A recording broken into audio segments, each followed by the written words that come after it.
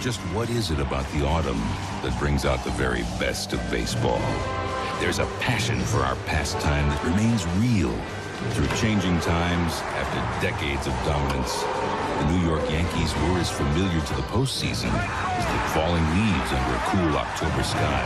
In short, they were the Fall Classic. Men of honor have worn these pinstripes with the deepest pride. The Babe, the Iron Horse, Joltin' Joe with all his grace and elegance, and Mick with his pure power.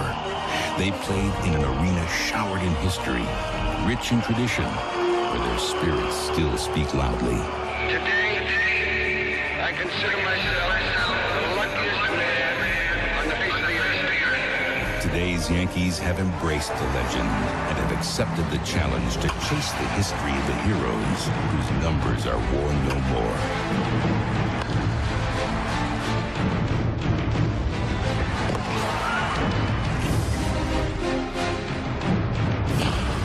While the Bombers feed off Metropolis, today's Titans stand tall in the New South. America's cosmopolitan comrades in arms, baseball's newest dynasty.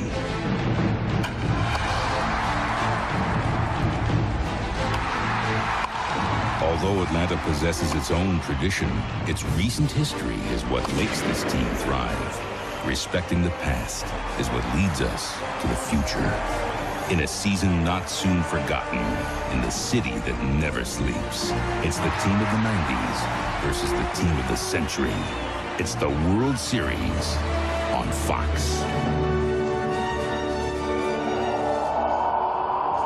Once upon a time, the New York Yankees were synonymous with baseball excellence. Like a jewel sparkling in the October night, Yankee Stadium is packed to the gills. For the 34th time, the New York Yankees are hosting a World Series, and tonight they welcome the Atlanta Braves to the Bronx. Ah, yes, the legendary pinstripes, the great facade of Yankee Stadium, Monument Park, and, of course, all of those Hall of Famers. The Yankees have won 22 titles since 1923, but none since 1978. Tonight, on what would have been Mickey Mantle's 65th birthday, the October Classic is back in the Bronx.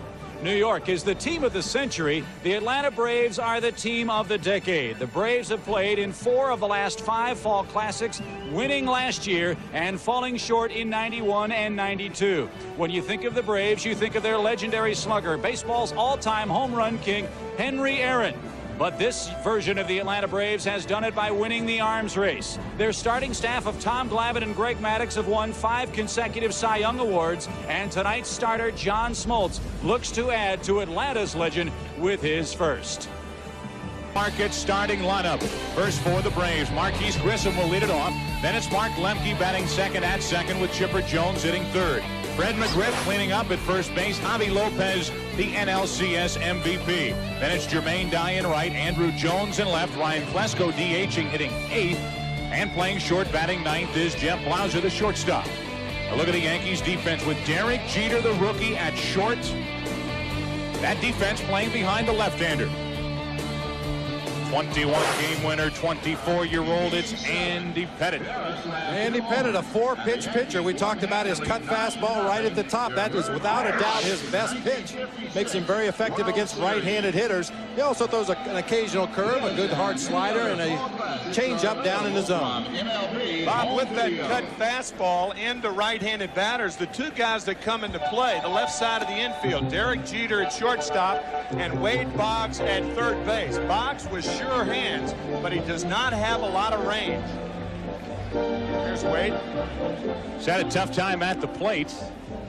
Never has he had a tough time in the field. He can still pick it over at third base. And this Yankee defense is ready to go. For the Atlanta Braves, coming back into the World Series to defend their title against Joe Torre's New York Yankees, his first trip ever to the World Series.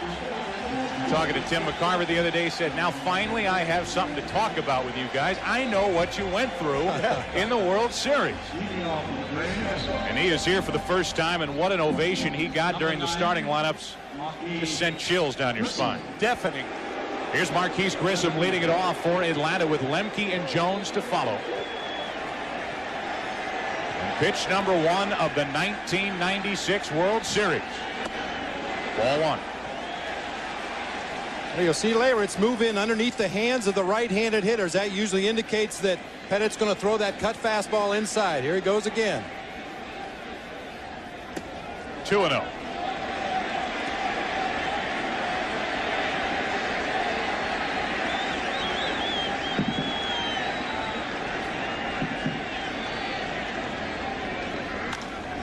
Grissom pops it up. Into left. Strawberry. 1 out.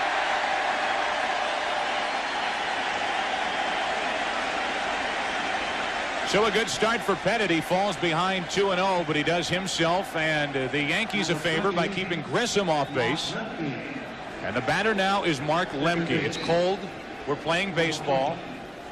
That must mean it's probably October, and that means that Mark Lemke is ready to go. He was a close second in the NLCS for MVP. And what he did in this postseason helping the Atlanta Braves get to the World Series is nothing short of remarkable yet again for little Mark Lemke. Grew up a Yankee fan. 1 ball, 1 strike.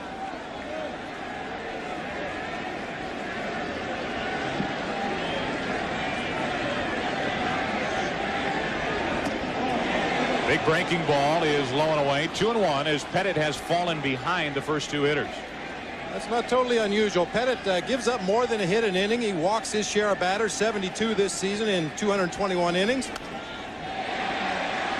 That's out of play. You may be wondering why Jim Leyritz is the catcher in the opening game of the 1996 series. That's because Andy Pettit is 25-9 with Leyritz catching and 8-8 with other catchers. Yankee Stadium crowd wants a strikeout. Instead, Lemke pops it up. In foul territory, Jeter out of room, and that will keep Lemke at the plate. Not much like the situation that the Braves have when Greg Maddux is on the mound and throwing to Eddie Perez, although he threw to Javi Lopez in the NLCS and pitched a very good ball game. But Pettit just feels more comfortable throwing to Leyritz. They work very well together. As you see, a great effort here by Derek Jeter to go up in the friendly fans in the box seats there. I don't know if Jeff Blauser would have such luck going up into those stands. They're friendly when a guy in white comes over to visit. They look friendly, don't they? 2 balls, 2 strikes on Lemke. Leyritz. Plenty of room. 2 out.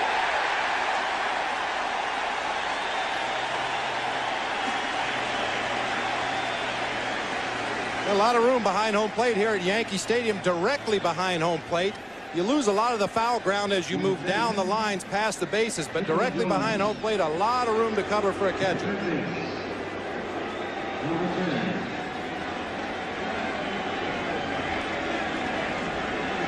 Here's Chipper Jones hitting 3rd in this Atlanta lineup. Batting right-handed, has more power from the other side of the plate, and again Pettit deals ball 1. Speaking of the other side of the plate, Andy Pettit has not tried the other side of the plate yet. He has started off inside to all the right-handed batters. There it is again. And again, it's 2-0.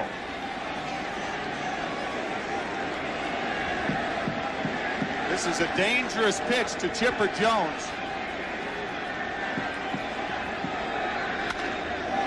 Into right center, slicing to O'Neill, and a 1-2-3 first half inning for Andy Pettit. Great start. Yankees come to the plate. Bottom of the first in game 1, no score. Ready for the bottom of the first inning. Andy Pettit able to smile, I'm sure, a bit more relaxed after those first 3 outs. And here is the Boston Market starting lineup for the Yankees. They'll lead it off with Derek Jeter at short. Then it's Wade Boggs at 3rd. Bernie Williams is hitting 3rd, the ALCS MVP. Then Tino Martinez at first base. Cecil Fielder DHing. Darryl Strawberry in left. Paul O'Neill in right. Mariano Duncan at second base. And Jim Leyritz catching and hitting ninth. To look at the defense for Atlanta. One thing you'll notice about Marquise Grissom, he will play shallow. And in a stadium like Yankee Stadium with a lot of ground out in center and left center, We'll see how he will get along during this World Series and on the mound. As we've already mentioned, 8-1 in 16 postseason starts, 24-8 during the regular year. It's John Smoltz. I think one of the reasons that Marquise Grissom is going to come into play in this game is because of Smoltz's ability to get most of his outs either via the strikeout or the fly ball. So look for a lot of activity in center field tonight. John Smoltz already is 3-0 in 1996.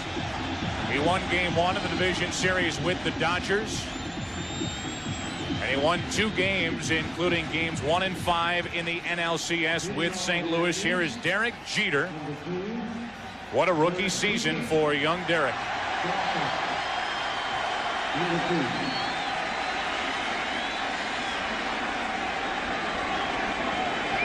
.314 during the regular season. And he looks at a ball.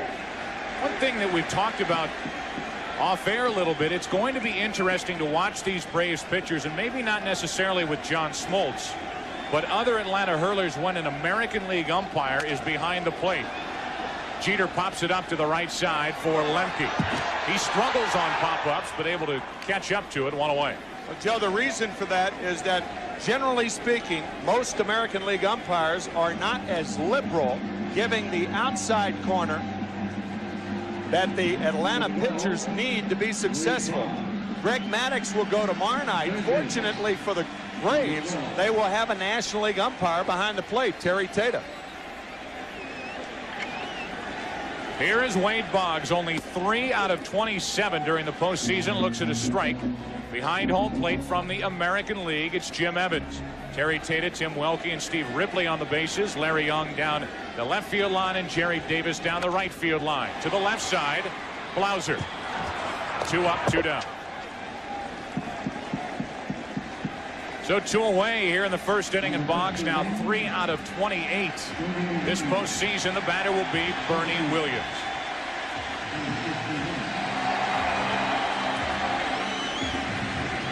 Should get a huge ovation here at Yankee Stadium, in a town and a ballpark that can chew up young players. Bernie Williams has risen to the occasion and really endeared himself to these Yankee fans. Bernie Williams having by far his breakthrough season in 1996. Hitting .305 with the 29 home runs, a career high, 102 RBIs, a career high. Taking his own sweet time getting into the batter's box here in the first inning. And with 2 out, nobody on, facing John Smoltz. Ball 1 inside. Well, that's something that the Yankee hitters may try to do, to throw the Braves pitchers off their rhythm, particularly Greg Maddux and Tom Glavine. John Smoltz not as much as the other ones, as you see the scouting report on Bernie Williams. High ball hitter, likes the ball up and out over the plate from both sides. 2-0. Getting back to my point, the Braves pitchers like to get the ball and work very quickly. And the Yankee hitters, at least a couple times I saw them throughout the season, were very deliberate. Like to get out of the box, like to take their time. Joe Girardi looking at a scouting report. I think he has my copy of it. 2 out, nobody on here in the first inning. 2-0 from Smoltz is low and in. 3-0. A couple bucks to the concierge, they'll pull it right back from underneath your door, you know. That's all it takes. Jeter popped up. Boggs grounded out. And with 2 out, nobody on, it's a 3-0 count on Bernie Williams.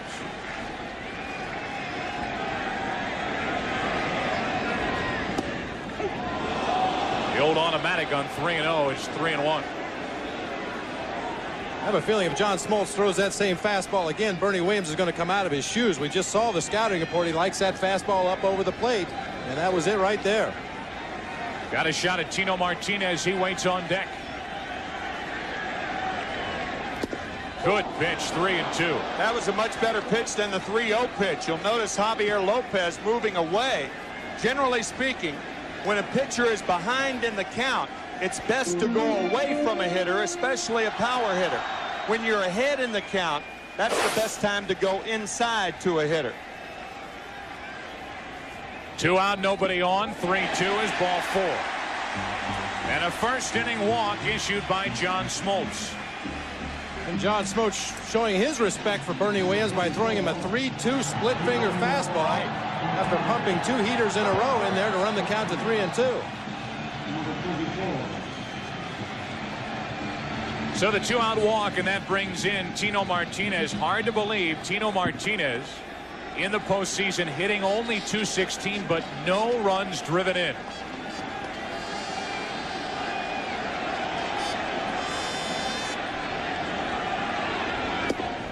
Strike one. Our Fox box, top left-hand corner of your screen, the red dot at first base indicating Bernie Williams held on by McGriff. 2 out, no score, and an 0-1 count on Tino Martinez. Good pitch. Strike 2. Was that the splitter again? Yep. Most of the time, you folks at home can tell what pitch it is, especially from John Smoltz. If it goes down like that, it's a splitter. See that tumbling motion, usually out of the strike zone when it's effective. Check on Williams, pretty close. Bernie may do a little running with 2 strikes on Tino Martinez. Yeah, I think it's a good time to do that. Remember, we talked about it in the opening, how Joe Torre has opened up the New York Yankee offense. Very close, but the hand was back in there. Williams, a career high 17 steals during the regular year, not running on ball 1 inside to Tino Martinez. You know, in Tino Martinez's defense, no RBI so far. Hitting behind Bernie Williams, there usually isn't a lot left out there to drive in when he gets done, the way he's been hitting the ball in the postseason. Hitting the ball and hitting the ball over the wall. 5 postseason home runs. That was close again. May have hit Williams. I think it's a good thing for Bernie Williams that Fred McGriff put a glove on that ball. Williams diving back in. I think it went under him. He may have prevented the error. Maybe Fred McGriff didn't put a glove on the ball. Yeah, I'm with you. I don't think McGriff touched it. I think that ball kind of nestled under the body of Bernie Williams and rolled out the other side. So he's still at first with 2 out. 1-2 to Martinez, now 2-2.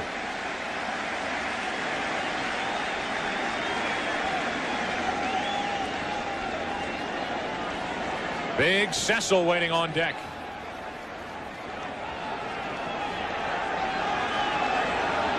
John Smoltz trying to get around a first inning walk. Now it's 3-2 on Martinez.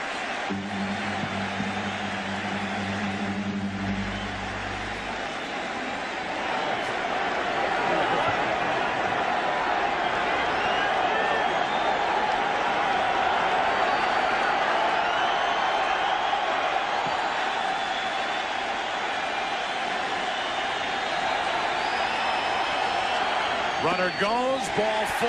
Back-to-back walks to the Yankees in the first.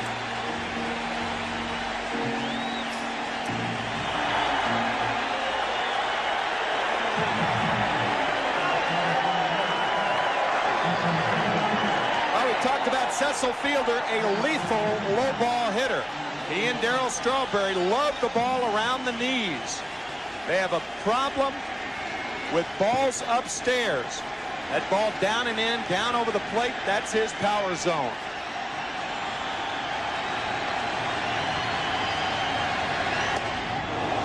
Had a tough time catching up. Strike 1. Cecil's also a very good mistake breaking ball hitter. If you try to throw a slider and leave it over the fat part of the plate, that's a ball he can hit a long way. John Smoltz with a little extra giddy up on that fastball. Back-to-back 2-out walks, and now 2-on-2 out for Fielder. Lopez tried to pull it back into the strike zone. 1-1. Inning started harmlessly for John Smoltz. A pop-up, a ground out. Then the walk. He was 0-2 on Martinez, and Tino got away. 2-1 on Fielder.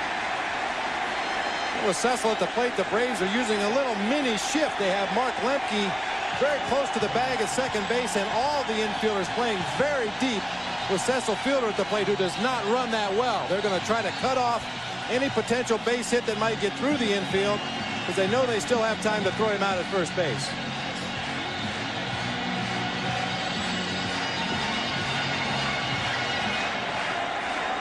A 2-ball, 1-strike count on Fielder.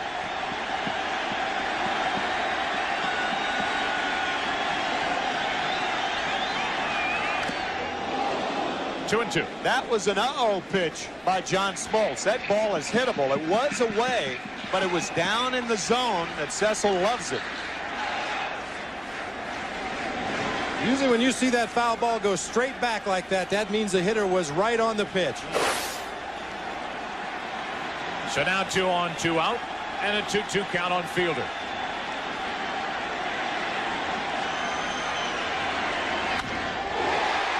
Into right. Jermaine Dye back to get it off the end of the bat to end the inning. Couple of walks, 2 men left, and after 1 in Game 1, Yankee Stadium, no score. It was interesting how John Smoltz stayed away from Cecil Fielder. All with fastballs until the last pitch. The slider away off the end of the bat. And Fielder flying out to Jermaine Dye. Smoltz avoiding early trouble. It's the life of the DH. You fly out to end the inning, you go over, you sit down. Yeah. Opposing pitcher goes over and he sits down. Right. And they'll battle later. Here's Fred McGriff leading it off in the 2nd inning, no score. Atlanta went in order in the 1st. Andy Pettitte fell behind each of the first 3 hitters, came back to get them all. And he deals with the lefty, McGriff. First left-hander he faces tonight. That's headed out of play. And a 1-ball, 1-strike count. And that last pitch, a reason that Andy Pettitte has had problems with left-handed batters this year. He's over the top, and he's very true to left-handers. I think it surprises people to know that left-handed hitters are hitting .329 against Andy Pettitte this season. Good pitch over the outside corner, 1-2.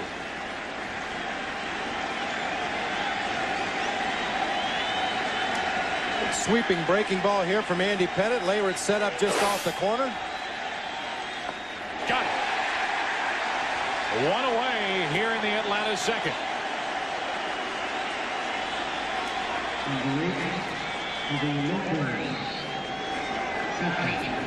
Another breaking ball away from Andy Pettitte. Fred McGriff saw the one before, called a strike, tries to protect the plate and can't come up with it.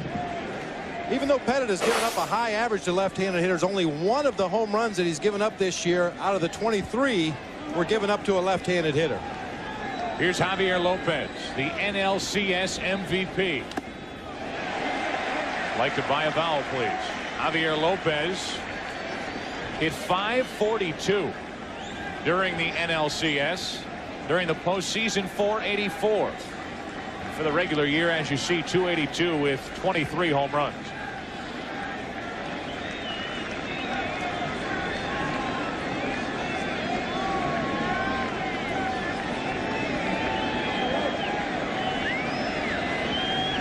Pettitte has retired the first 4.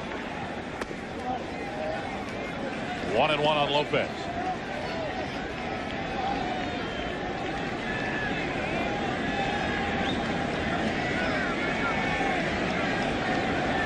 Fourth postseason start in 1996 for Pettitte. And Lopez out in front, strike 2.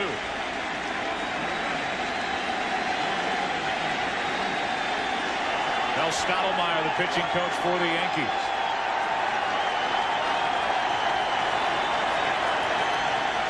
One-two. Had him reaching up the middle, base hit. And that's the way the postseason has gone for Javi Lopez. Reaching for the pitch, and he chops it up the middle for the first base knock of the night.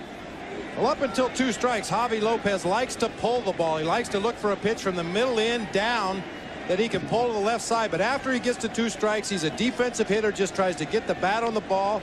Change up there from Andy Pettitte. A little dribbler up the middle. Look like a line drive tomorrow.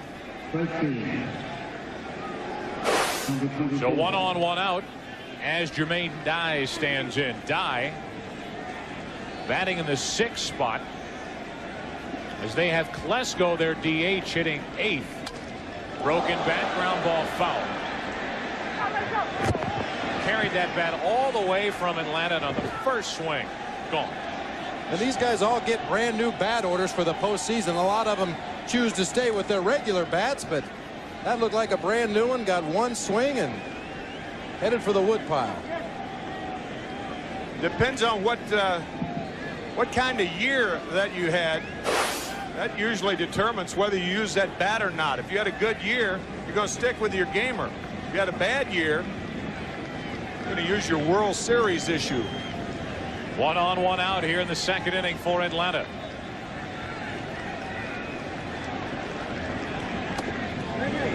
Inside for ball 1.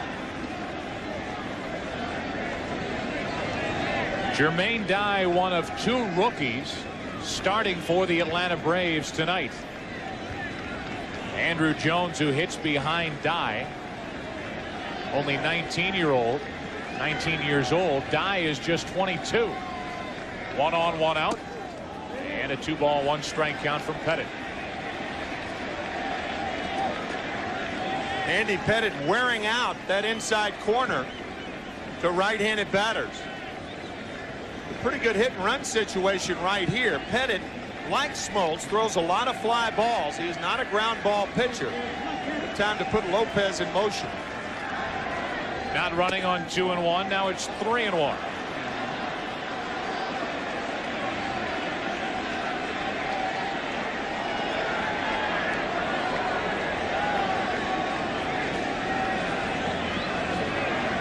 Three balls and a strike on Dye. See if the Braves start the runner. Draws a throw and back without a tag.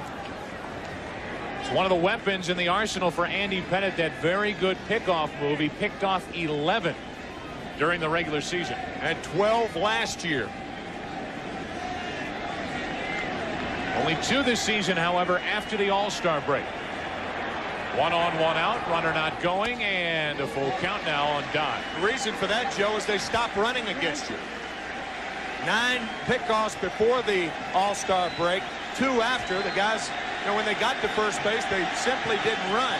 You may see Lopez take off here, but you've got to make sure Pettitte pitches. It's up to the hitter to put the ball in play.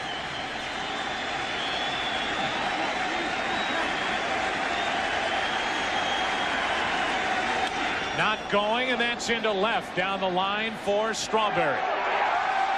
2 out, and Lopez back to first. So Darryl Strawberry, broken toe and all, is out in that Yankee outfield.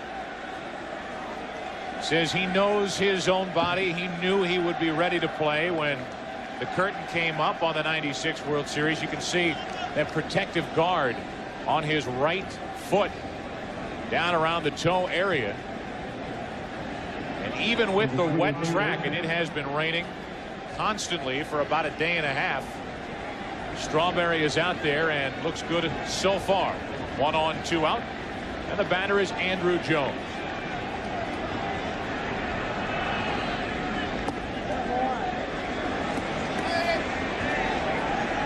Bobby Cox will tell you he didn't think twice to put Andrew Jones in his lineup, despite the fact that he's only 19 years old.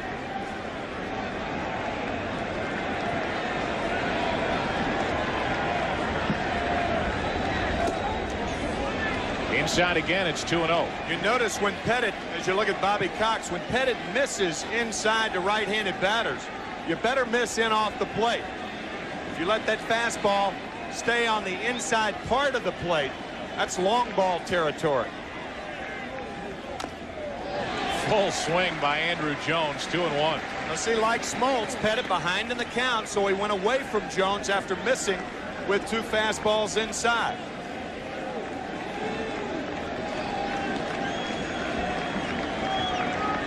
A 1-out hit here in the inning by Javi Lopez, and now with 2 out, a 2-ball 1-strike count on Andrew Jones.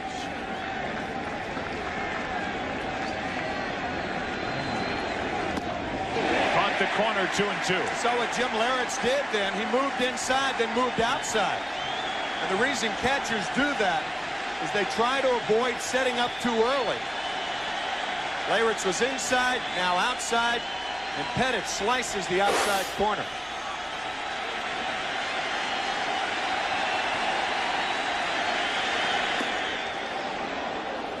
Full count now, and the runner Lopez will take off on this next pitch. Well, there's a scouting report on Andy Pettit. Good downward movement on his sinking fastball that we haven't seen a lot of today. Point number 2, uses the cutter to righties. That is the important pitch for Andy Pettit. Check on Lopez as Tino Martinez came in late. Just seeing if Lopez would leave too soon. He will be running on a 3-2 count.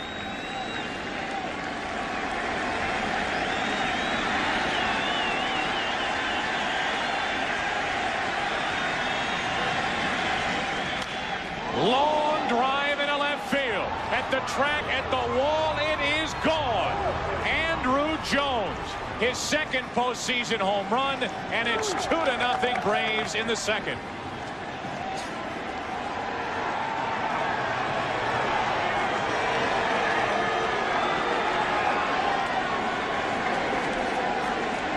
His second in a row. The last time up against the Cardinals Thursday night, high fastball from a right-hander. Tonight, high fastball from a left-hander. And did he ever juice this one? What do you think the island of Curacao is doing about right now, guys? They're dancing. Jumping around. They are jumping. 19 years old, started this season in single-A baseball. And he is the youngest ever to hit a World Series home run. Puts Atlanta out in front 2-0 here in game 1 as Ryan Klesko digs in. The left-handed batter, the DH tonight. Has a 1-ball, 1-strike count. Up the middle. Pettit knocks it down. Has time. Inning over, but not before major damage. A 1-out hit by Lopez. A 2-out, 2-run home run by Andruw Jones. He still looks stunned. 2-0 Braves. Out in front by 2. We talked about when you miss inside and leave the fastball out over the heart of the plate. That is danger zone. A 3-2 fastball. That's that cutter, and he didn't get it inside, and Jones takes care of it. That wasn't really a cutter. That was more of a scratcher. Cutter that didn't cut. Didn't cut enough. Here's Darryl Strawberry leading it off for the Yankees with O'Neill and Duncan to follow. 1 up and in for ball 1 from John Smoltz. Strawberry hit .417 during the ALCS with 3 home runs and 5 RBIs. Good fastball from Smoltz. It's 1-1.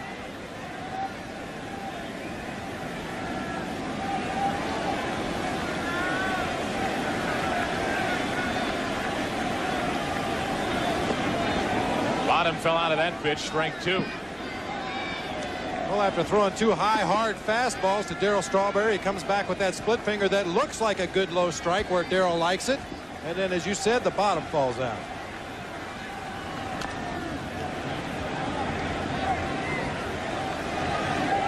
Darryl Strawberry hitting in the 6th spot tonight with O'Neill to follow and then Duncan.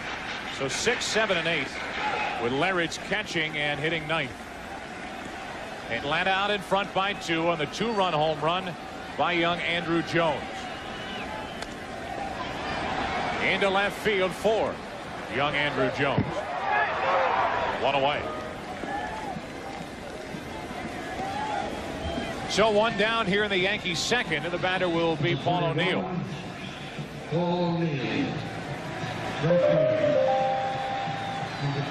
Paul O'Neill has been bothered by a bad left hamstring.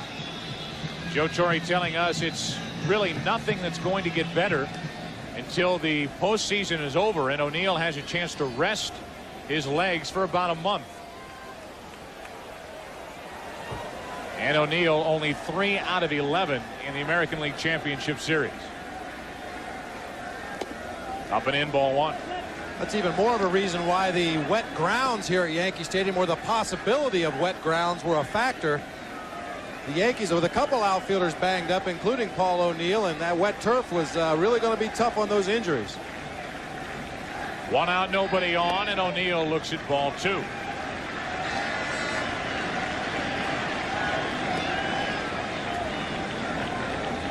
Mariano Duncan waiting on deck. Paul O'Neill playing in his second World Series. 3-0. Paul with the Cincinnati Reds back in 1990, and he saw Cincinnati sweep the Oakland Athletics to win the world title. During that World Series was only 1 out of 12.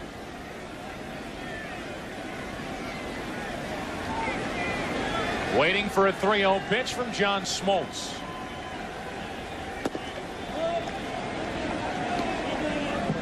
Three balls and a strike with 1 out, nobody on in the second.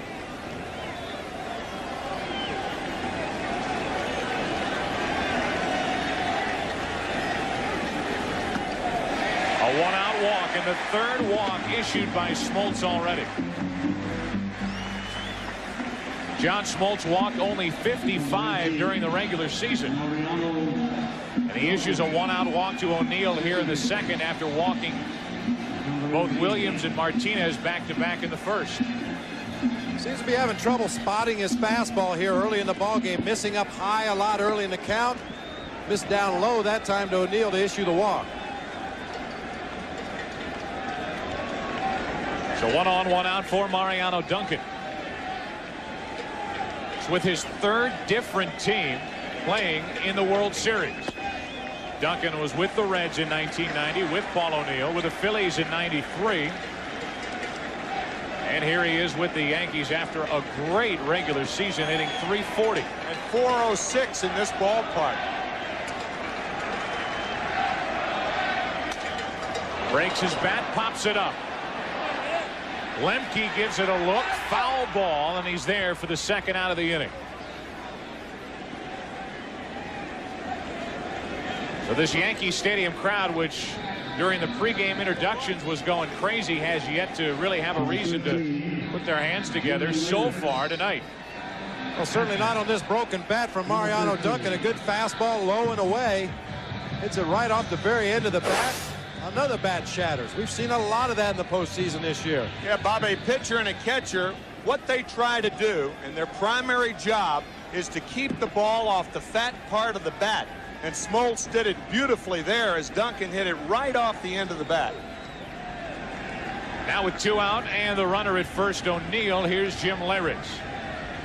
Does have a home run in this postseason. Big swing for strike 1. Now wearing that protective guard over his front elbow after being hit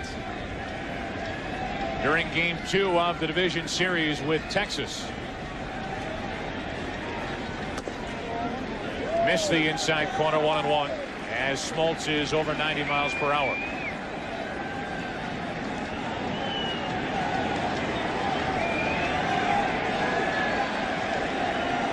Braves out in front 2-0, second inning.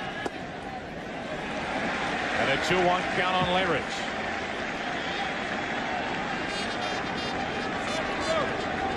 There are the 2 catchers, the only 2 active catchers for Joe Torre on his World Series roster. Joe Girardi on your left and Leyritz at the plate.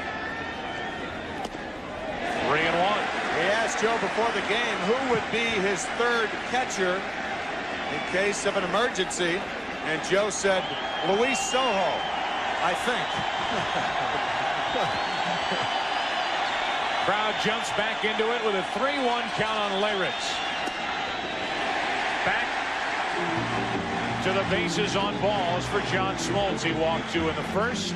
He's right back to it. He's walked 2 here in the second. Well, the Yankee hitter showing great patience against John Smoltz. Joe Torre said that was going to be one of the keys to the entire series, to make the Braves starting pitchers work deep in the count and hope that they made mistakes. Here's Derek Jeter, popped up his first time during the postseason, hitting .405. Derek Jeter apt to go the other way. They are giving Jeter the left field line. 2 on, 2 out, and ball 1 to Jeter. especially the way Smoltz is working right-handed batters. He's been away from everybody. He does not like to come inside. So the outfield cooperating with John's pitch selection. This will be the 40th pitch of the night coming up from Smoltz. 2-0.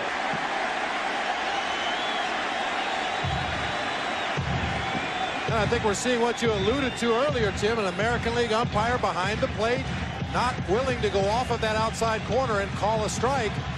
Smoltz has made a couple of borderline pitches that he's not getting. Now Jeter can look for a pitch to rip. Yankees down by 2, second inning. That caught the corner, according to Jim Evans, and the count 2-1. Well, even though it's a 2-0 count and you get a fastball, if it's not a fastball, you want to hit it. And that certainly didn't seem to be a fastball that Derek Jeter wanted to hit. You might as well take it. Make him throw it over the plate again. 2 on, 2 out. 2-2 now on Jeter. After 3 fastballs, he came in with a slider to lock Jeter. It's a different look. Should be able to see the spin on this slider. See the dot on the ball as it comes at you. The ball breaks down and away sharply from a right-handed hitter. Right into your family room. Now with 2 on, 2 out, the 2-2. To the second baseman, Lemke. The flip, the out. The inning is over. So we played 2 here at Yankee Stadium. 2-0 Braves. We'll be back right after this from your local Fox station. Tonight, if Smoltz is going to walk 2 an inning. Well, it's very uncharacteristic, John Smoltz. You see Leo Mazzoni whispering, so nobody knows what's going on in there. But possibly he spotted something in that delivery, a very minor thing that hopefully they can correct. At least hopefully for the Braves they can correct between innings. Andy Pettitte back to work, facing Blauser. Through a strike, now catches the corner. It's 0-2. It will be Blauser, Grissom, and Lemke for the Braves, who have the lead. There's Grissom. 0 for 1 tonight. 1-2 on Blauser, who appeared in only 83 games during the regular season because of a broken left hand. Has not fared well in the postseason. Down the line, it's fair and trouble. Blauser is thinking double. Strawberry digs it out. Very good play. Broken toe or not, and Blauser is held to a leadoff single. A very good play by Darryl Strawberry, but in the last game of the National League Championship Series, Jeff Blauser was hit on the left knee. He had to be removed from the game. And the good play by Strawberry combined with the ginger turn that Blauser made at first base, and Blauser is held to a single. Not running well, however. So the leadoff man is on for Atlanta. The batter is Grissom, and a very good play by Larich to save a wild pitch. One thing about the Atlanta Braves offense is they're a very adjustable group. They will make adjustments on the fly, as you see Larich with a nice block there of that pitch in the dirt. They will make adjustments as the game progresses, as they see a pitcher fall into a pattern. So far in the first 2 innings plus here, Pettitte working exclusively almost on the inside corner, and we're seeing some of the Braves hitters open up and hook that ball. Into center field. That's going to fall for a hit. Back-to-back singles to start the 3rd for Atlanta. Like that, Bob. That was a good cut fastball, but Marquise Grissom hitting the ball just above the trademark, and a little dunker into center field. You see where Larich is sitting.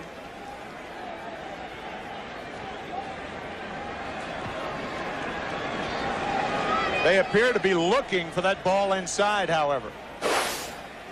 Well, that's the game of baseball, is constant adjustments. Now it's up to Andy Pettitte to either make sure he throws that ball inside off the plate or start working on the outside part of the plate against the Braves. Now Lemke with 2 on, nobody out in the 3rd. Lemke fouled out to the catcher Larich, his first time up. Showing bunt. And a good bunt. The sacrifice is 3 unassisted. And the runners up to 2nd and 3rd with 1 out in the 3rd. That's an idea of the confidence that Bobby Cox has in Fred McGriff against the left-hander. We'll see whether Joe Torre elects to pitch to Chipper Jones. This ball looked like it wanted to go foul, and then it just hugs the grass. Pino Martinez made the right play. That's usually the determining factor for an infielder is if the ball stays on the grass, it's probably going to remain fair. If it gets on the edge, it's probably going to go foul. Second and third, one out, Chipper Jones. And a good pitch over the inside corner from Pettit.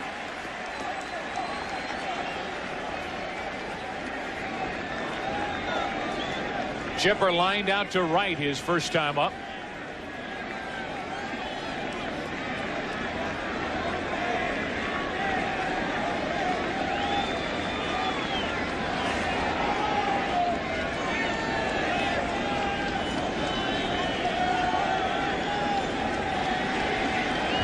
Runners on at second and third. Back-to-back singles to start the inning by Blauser and Grissom. Stays high, 1-1. The Yankees playing in at third, second, and first, but shortstop Derek Jeter playing at standard depth.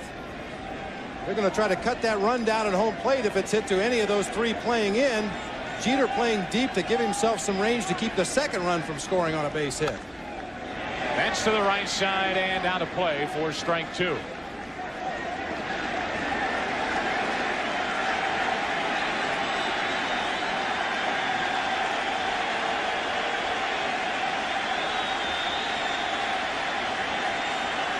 A ball and 2 strikes on Chipper Jones. Now Jeter's moved in at shortstop with 2 strikes. To the left side and through. In to score is Blauser. Here comes Grissom. The throw by Strawberry, not good. And it's 4-0 Atlanta here in the third.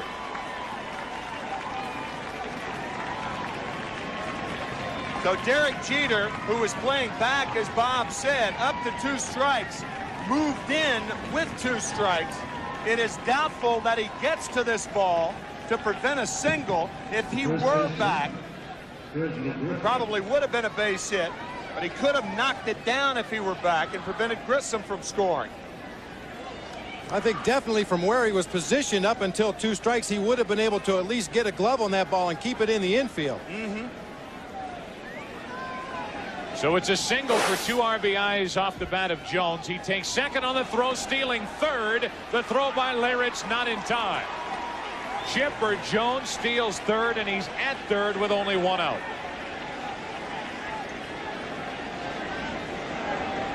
By Andy Pettit, who has a great move to first base, does not have a good move to second, and what a jump by Chipper Jones. Jim Leyritz with no chance. In there easily. That's usually a good time to attempt a stolen base, is after you've had some action on the field. A base hit, 2 runners score, a lot of excitement, a lot of things happening, and sometimes the pitcher gets so focused on throwing that next pitch that you can catch him by surprise, and that's exactly what Chipper Jones did. Add to the chaos.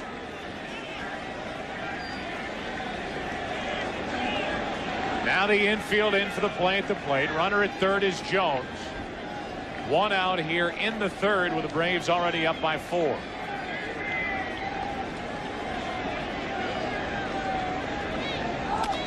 Base hit left field, McGriff.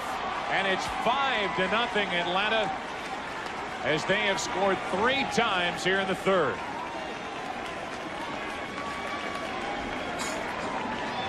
Mel Stottlemyre already on the phone to the bullpen as Andy Pettit is being roughed up, trying to get through 3 innings here in the first game. Boy, a real good approach by Fred McGriff against the left-handed pitcher. You can see it looked like he made it. 1 out. The batter's Javi Lopez. Takes a ball as it gets away from Leyritz. Ryan Boehringer getting ready for the Yankees out in their bullpen.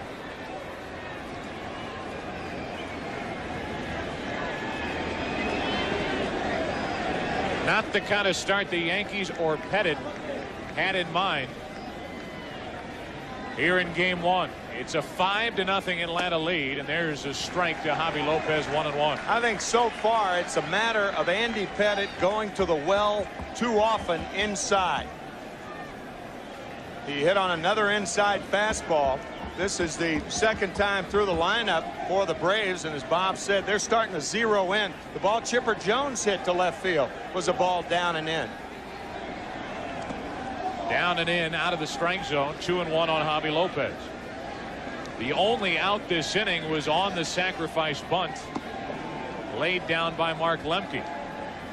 Otherwise, a leadoff single by Blauser, followed by a hit by Grissom, the bunt. The 2-run single by Jones. He was at second. He stole third.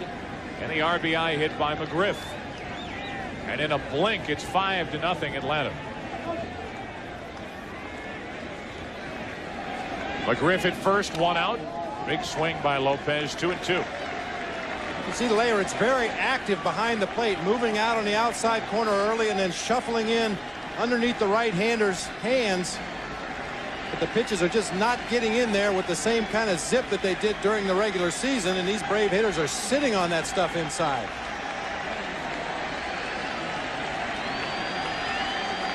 It's like they're going back inside again. 2-2 pitch. Full count.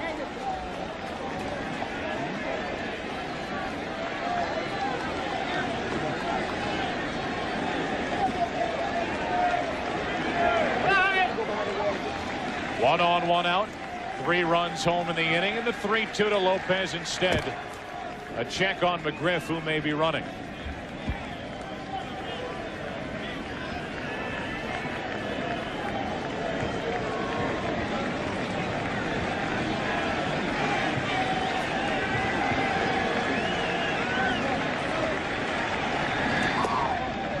That misses for ball 4, and now add a walk to the day's work for Andy Pettitte, his first of the night.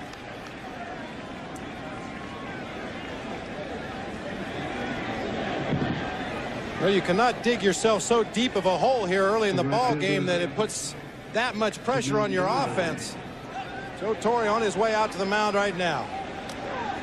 The Yankees have 5 come from behind postseason wins in 1996. However, the Yankees have never overcome a 5-run deficit in their postseason history. They're down by 5. It's only the 3rd inning, and Andy Pettitte will lead. He goes 2 1/3 innings in game number 1. The Braves KO Pettitte here in the 3rd, and they're out in front by 5. Look ahead, root for your teammates. Brian Boehringer into the game with 2 on, 1 out. 3 runs home in the inning, and a 5-0 Atlanta lead. Boehringer did not pitch in the ALCS. He did pick up a victory in the division series. Done a very good job out of the bullpen for Joe Torre after failing a couple times as a starter early in the season. Now it's 2-0. The Yankees were 1-2 in his 3 starts during the regular season. Jermaine Dye is at the plate. He flied to left just before the 2-out home run hit by Andruw Jones back in the 2nd. 2-0 the count. Decent fastball, strike 1. Looks like some of the momentum of the offense for the Atlanta Braves has carried over here to Yankee Stadium. They beat the Cardinals 15-0 on Thursday night. And 3 days earlier in game 5 to stay alive, they won 14-0.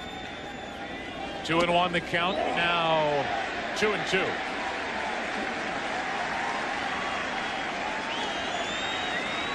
Boehringer with a good live fastball, not an overpowering fastball, but when you put it in a good location like that, Jermaine Dye forced to check his swing, went too far. Double play ball would get the Yankees out of any further trouble here in the 3rd. 2 on, 1 out. And the count stays 2-2. Wasn't that a bit of a concern coming into this series? You didn't know how the Yankees would respond. Being laid off for a week, they clinched last Sunday. Here's Atlanta. They have that thrilling come-from-behind series with St. Louis, down 3-1, outscoring St. Louis 32-1 in the last 3 games of that series. They get the luxury of an off day yesterday to rest up a little. But they come in with a lot more momentum, and the Yankees are trying to get it kick-started again. This is into left and a long run for Strawberry. Another good play by Darryl Strawberry. And you'd never know he has a broken toe. Well, I had a high school basketball coach tell me one time, how far is that from your heart? Darryl Strawberry's got a big heart tonight. He does not want to miss the World Series. No signs of a limp. Nice play, Darryl. Already took an extra base hit away to start this inning off the bat of Blauser. Now he just covers a lot of ground to take one away from Dye, and with 2 on, 2 out, here is Andruw Jones. Ball 1 to Jones, who hit a 2-run home run his first time up.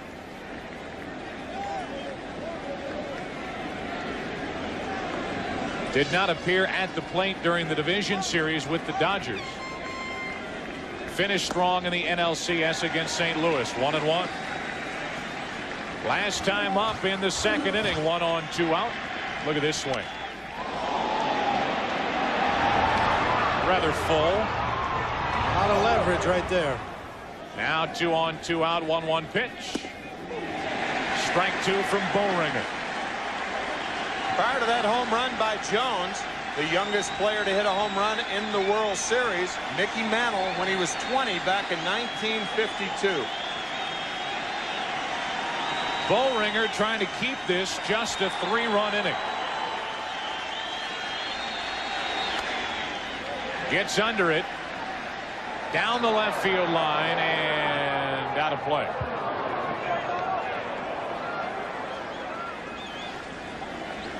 With 2 strikes, Andruw Jones is not cutting down on his swing at all. Bobby Cox telling us in Atlanta that Andruw Jones is the best prospect to come through the Atlanta Braves organization since he's been there. And that's way back in 1986. He's seen Chipper Jones and a bevy of talented players come through, and Jones is the best. 1-2. Do it again. Yeah, 2-time minor league player of the year. Really has very little left to prove in the minor leagues. And if he continues to hit like he has in the postseason so far, you got to believe the Braves are going to make a place for him in the outfield next year somewhere.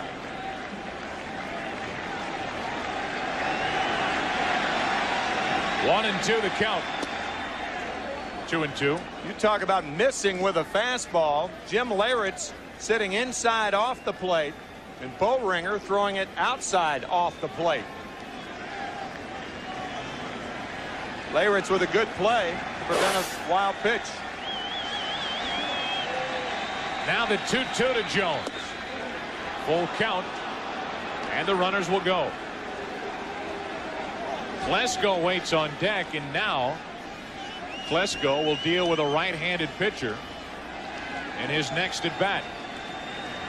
Whether it's here in the 3rd or next inning, depending on this 3-2 pitch. Into left field. Well hit. Strawberry back at the wall. Another home run for Andruw Jones. A 2-run homer. A 3-run homer. And all of a sudden, it's 8-0 Atlanta here in the 3rd.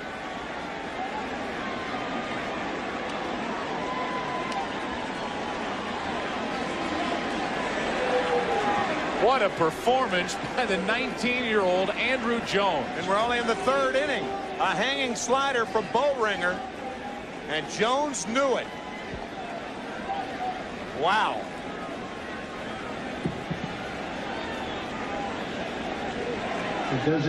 Both home runs on a 3-2 delivery. The first one from Pettit, this one from Boehringer. And now Ryan Klesko looks at a strike. 8-0 Atlanta here in the 3rd. Andruw Jones' biggest test now is to see if he can get through that dugout without smiling too much. He's got a little Mona Lisa smirk on his face as he stands in that batter's box, but that's a full-blown smile he's featuring right now. Had to dodge that foul ball off the bat of Klesko. That's unbelievable. You know, we talked with Bobby Cox before the game, and I said, you concerned at all starting a 22-year-old in right field, a 19-year-old in left field? He looked at me like I was nuts. Said maybe with somebody else's rookies, not mine. And you can see why. Interesting you bring up the Mona Lisa. He has put a couple of Da Vinci swings the last 2 times up. There's that Mona Lisa smile. 2 balls, 2 strikes, and now a full count on Klesko. So game 1 of the 1996 World Series for the Yankees so far has been a nightmare. Pettit 2 1/3 innings. And now Boehringer giving up the inherited runners +1. The inning is finally over. The Braves bat around. They score 6. After 2.5 at Yankee Stadium, this crowd is quiet. It's Atlanta 8. The Yankees nothing.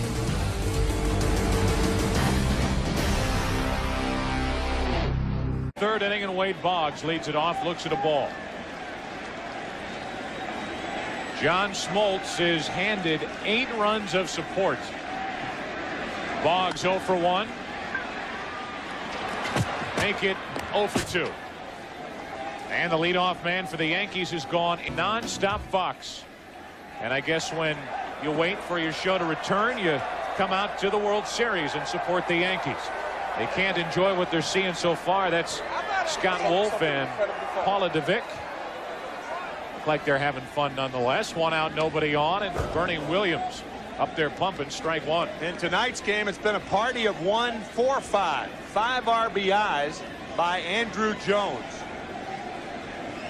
who had 39 in 4 classifications, including 5 with the Braves this year. What a show. Andruw has made only 2 postseason starts before tonight, starting 2 NLCS games against Donovan Osborne of the St. Louis Cardinals. Now here he is starting against Pettit. He's hit a 2-run homer, a 3-run homer off a lefty and a right-hander. He set a pretty high standard for himself. What's he going to do for an encore? 5 RBIs, 5 of the 8 Atlanta runs. Bernie Williams up on the count, 2-1.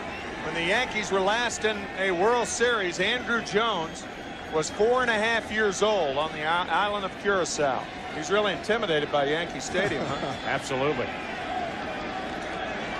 1 out, nobody on, and a 2-2 count on Williams.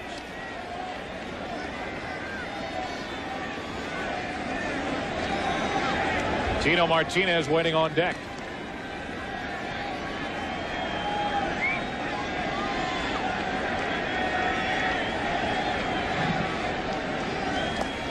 Full count. Well, the bad news for the Yankees is they're down 8-0 in the 3rd inning. The good news is John Smoltz doesn't seem to have his best stuff tonight. 2 walks in the 1st inning, 2 walks in the 2nd inning.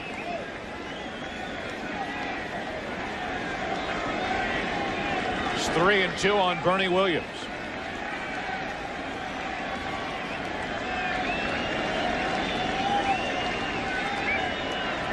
Boggs the first out here in the inning. Struck him out over the outside corner, 2 down. And there is a case where Smoltz does get the corner, and he rings up his first of the night. See Lopez moving out there, a little tail on that fastball from John Smoltz. Starts over the outside corner and just slides right out there on the black.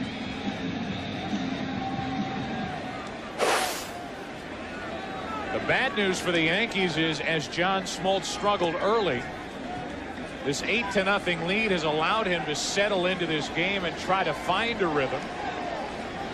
He's now retired 3 in a row, and that last 3-2 pitch to Bernie Williams was by far his best of the night. He's 1-0 on Tino Martinez. Good fastball, 1-1. 8 runs with an 8-run lead. That will get most pitchers right, but particularly a guy as talented as John Smoltz. 1-2. In Smoltz's last start, which was game 5 of the NLCS, he had a 5-0 lead before he ever threw a pitch. And the Braves went on to a 14-0 win in game 5.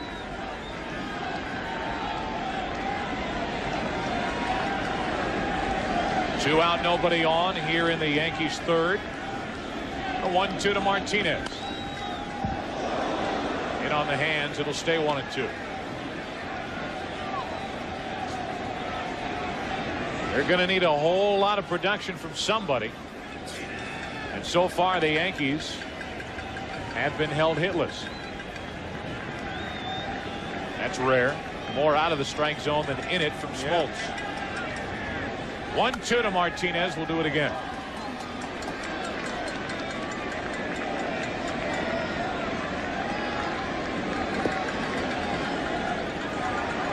So the Yankees wait a week. We thought we'd get this World Series underway last night. Heavy rain pushed back till tonight. And John Smoltz is on. Struggled the first 2 innings, has his first perfect frame, and after 3, the crowd still silent. 8-0 in Leonard. Series play, the most ever. Gave you a shot at Monument Park. Monument dedicated to Mickey Mantle this year. Imagine the smile it would have brought to his face seeing the Yankees get back to the World Series for the first time since 1981. And on that monument out there to Mickey Mantle, it says a great teammate, which I think is the highest compliment you can play a ball player. There's strike 2 on Grissom. Well, he was a teammate of Bobby Cox's his last year. Bobby Cox was a third baseman for the New York Yankees. Matter of fact, he roomed with Bobby Mercer. Bobby, the great outfielder, now a Yankee broadcaster. Bobby Mercer took his job the next year in 1969. But Bobby Cox, a teammate of Mickey Mantle and a very close friend of Mantle's. 2-2 pitch to Grissom, full count. You know, the resume that Bobby Cox is compiling now is phenomenal. Scary. What he's been able to do as manager of the Atlanta Braves and what he did before that as the general manager for Atlanta. Grissom pops it up. Foul territory, and the count will stay full 3-2.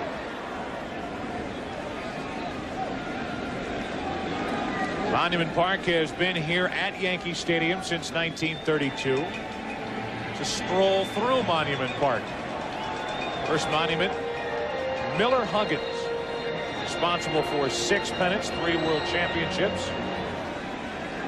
Monuments out there to Gehrig, Ruth, Edward Barron, DiMaggio, Mantle.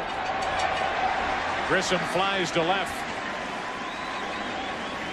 2 out here in the 4th inning.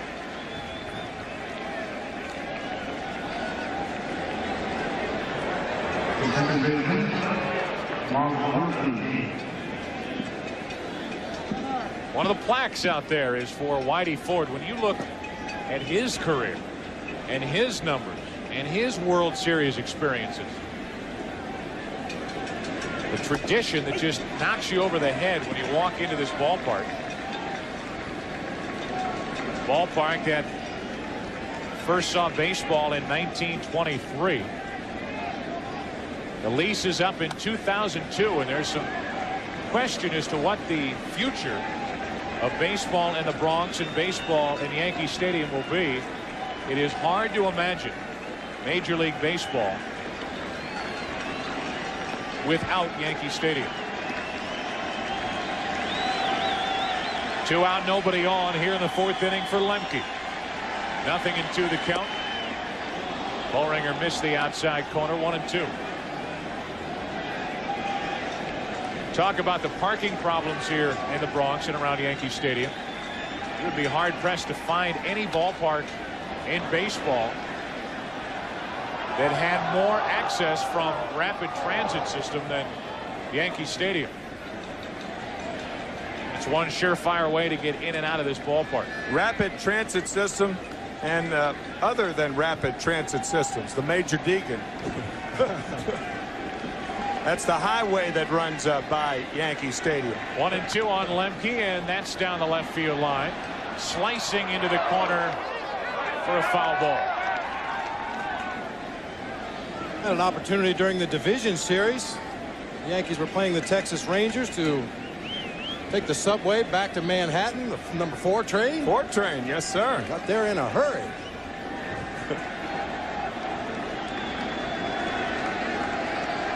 So Fox puts you on the subway, huh? Voluntary. 1-2 the count on Lemke. 2-2. I'll tell you, the Atlanta Braves have taken the A train tonight. Andrew. And they've taken this crowd right out of the game, which at the beginning of the night seemed like it would be such a factor. The Braves have taken it right to the Yankees. Now Lemke down the line. Didn't get out of the box, and Martinez will take it himself. The Braves go in order for the first time since the first. Bottom of the fourth inning, Yankee Stadium, 8-0 Atlanta. Watching a lot of Atlanta Braves dent home plate. Atlanta 8 runs on 7 hits. Yankees have to get to work. Cecil right through it, strike 1. Fielder, then Strawberry, then O'Neill. If anybody gets on, Mariano Duncan here in the fourth inning for Joe Torre.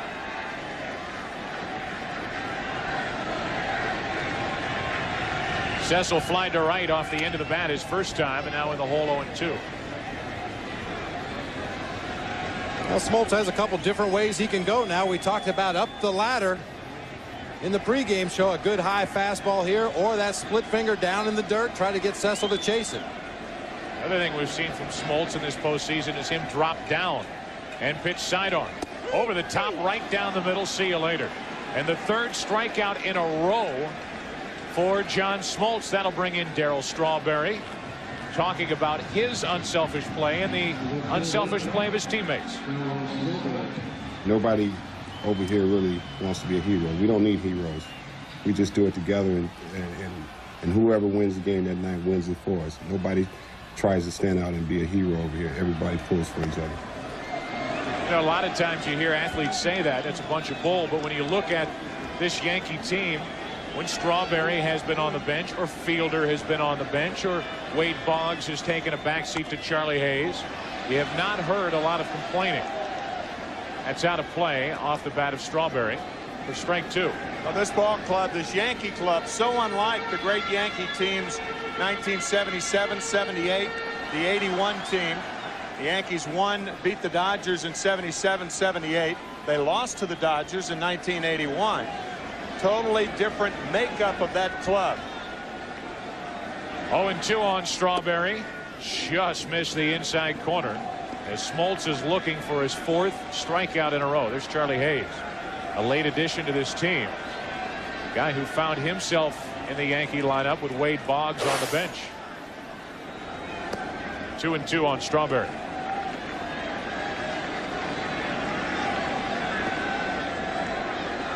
Tim Raines, another example. Someone who's been on the bench for the better part of the year. Been bothered by a bad hamstring. 2-2 to the right side for McGriff. The race. Got it. 2 out. McGriff a bit relieved now. He laid back, and Strawberry, with his bad toe and all, nearly beat McGriff to the base, but 2 out. Meanwhile, the Yankees have not hit a ball hard all night. The only base runners have been walks. 2 in the first, 2 in the second. John Smoltz pitching a no-hitter. Bottom of the fourth inning, 2 out, nobody on. Here's O'Neill.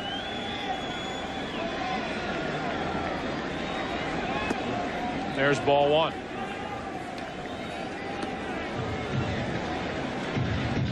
David Cone will pitch game 3, which will be the first game of this series to take place in Atlanta.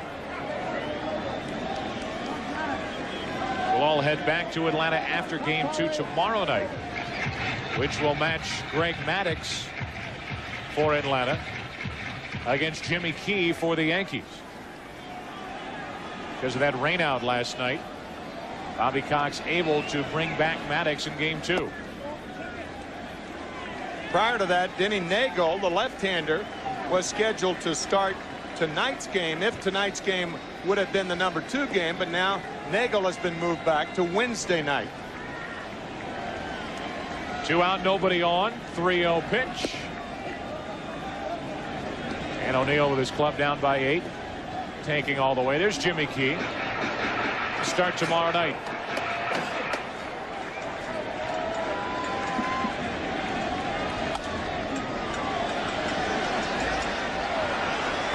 That'll get out of play for a full count. That's an idea, Joe, of how hard John Smoltz throws.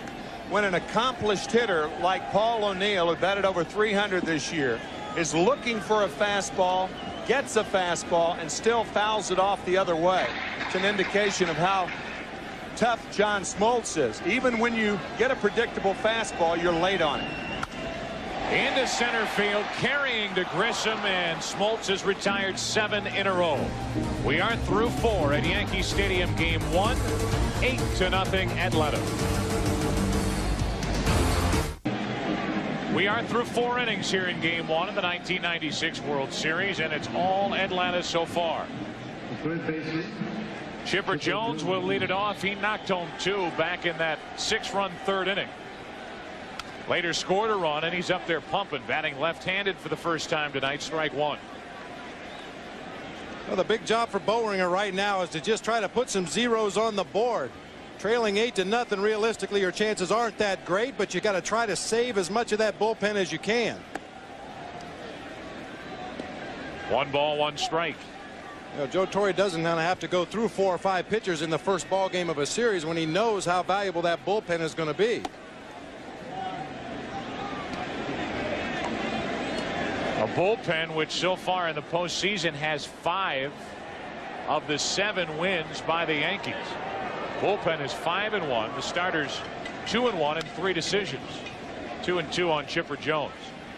That bullpen ERA 1.56.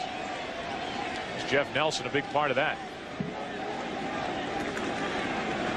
Well, there's no secret that Joe Torre likes to break the game down. 6-2-1. Get 6 innings out of your starter with a lead. Go to Mariano Rivera for 2. John Wetland to finish it out for 1. Obviously, those plans are going to change somewhat this evening. You can forget those plans right now. Yankee starter Andy Pettitte already gone. 3-2 pitch into left. Well hit. Sending Strawberry back. 1 out. And Chipper Jones used all of left field for the first out here in the 5th. Nice play by Darryl Strawberry, drifting back. And with that broken right big toe, he has played a fine defensive left field so far in this game. Good thing he's got a long wingspan. Yeah. Like he misjudged it just a little bit at the end, but able to recover. So Chipper now 1 for 3, and with 1 out, nobody on, the batter's McGriff. Griff stuck the bat out and drove a hit to left his last time up. Off the left-hander Pettitte. Now gets to face the right-hander Boehringer. 1-1. Last 3+ games, including this game, the Atlanta Braves have just been dominating, outscoring their opponents 40-1. 40 runs, 53 hits, hitting over 400. Man. McGriff couldn't hold up in the count 1-2. You think of this Atlanta offense, 17 extra base hits, 1 run, and that 1 run scored on a wild pitch. Yeah. That's over the last 4 games during this postseason. 2-2 on McGriff. Combine that with an Atlanta ERA, the 10 previous games of 1.62. There's no secret as to why they're here. That's down the line, hooking off the pole for a home run. The 3rd home run of the night for Atlanta, first for McGriff, and it's 9-0 Braves in the 5th.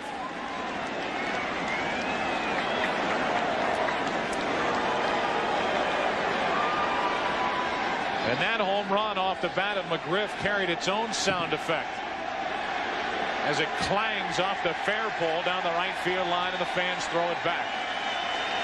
What a P by McGriff.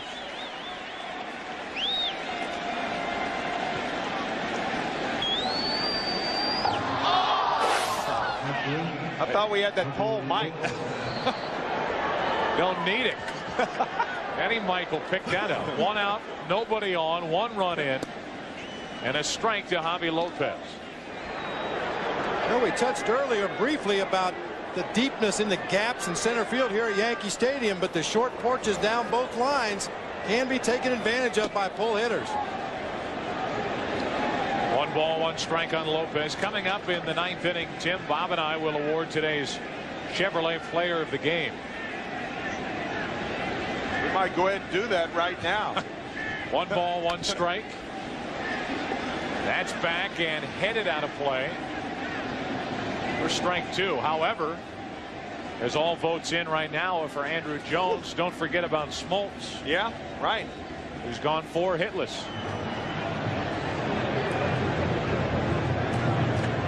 There's that man. Hitting 7th in the Atlanta lineup tonight. That's what they used to say about Stan Musial across town in Ebbets Field. Musial with a 400 lifetime average there. And they kept saying, there's that man again. Bullringer blows Lopez away. 2 out here in the 5th inning. Hey, don't forget tomorrow night the defending world champion Atlanta Braves will battle baseball's most storied franchise, the New York Yankees. It's Game 2 of the 1996 World Series tomorrow night. Tune in to Fox at 7 o'clock Eastern to get all the action. Jermaine Dye, and that's strike 1. What does our schedule of games look like for the World Series? Well, Game 1 tonight, obviously. Game 2 is tomorrow night, Monday night at 7 o'clock. Then Game 3, 4, and 5 the next 3 days in Atlanta. There is no travel day at the start of this series because of the rain out tonight. Then the off day, and then back to New York for Game 6 and 7 next weekend.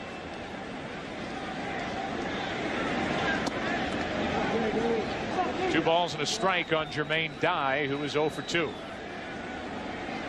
9-0 Atlanta. Top of the 5th inning. Into right center field, well hit. Near the track, Williams pulls it in, and we are through 4 1/2. Halfway through it, Yankees in a big hole. Come to bat in the bottom of the 5th inning.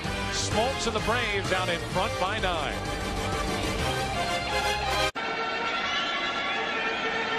Looks like a carryover from Thursday night when they beat the Cardinals 15-0. They have not let up. Duncan, then Leyritz. First 2 up here in the 5th inning, then back to the top of the order. Only base runners against Smoltz have been the 4 walks. Big swing by Duncan, 2-1. Not only were the Braves weary after that game on Thursday night, as you look at Jim Leyritz on deck, then they get to New York the next day, and the press had it took 3 hours to get from Newark to the ballpark here at Yankee Stadium.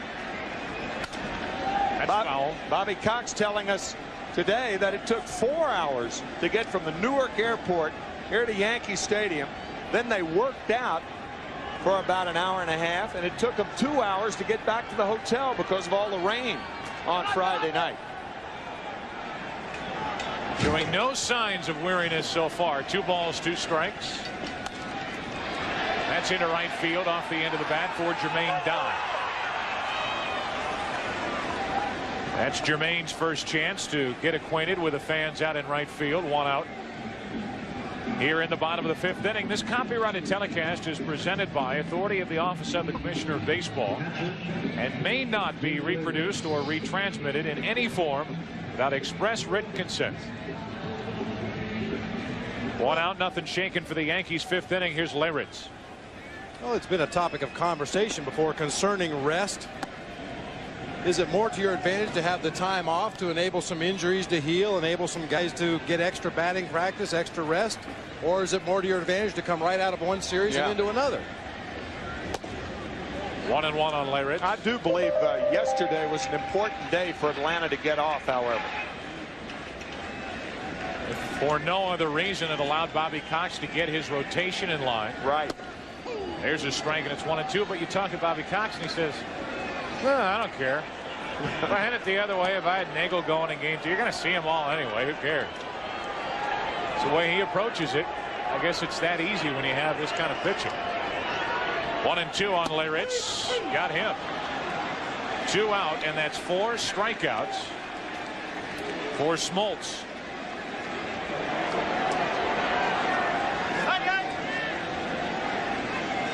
We showed you a couple innings ago that John Smoltz had actually thrown more balls than strikes, but last couple innings he seems to have it zeroed in. Here's Derek Jeter, 22 years old. He plays like he's 29 years old. He's one of those guys that, as you watch him play, it looks like he's been around longer than he really has. Last season had only 48 at bats. So eligible as a rookie this season, and he will win the American League's Rookie of the Year award running away.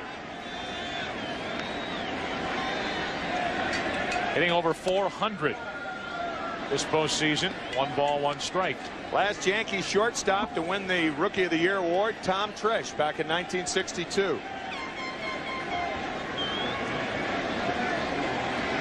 2 out, nobody on. 1-1 pitch.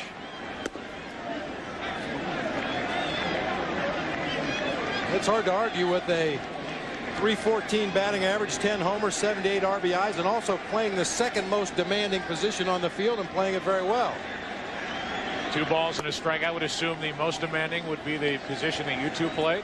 Without a doubt. I think that's across the board. That's accepted.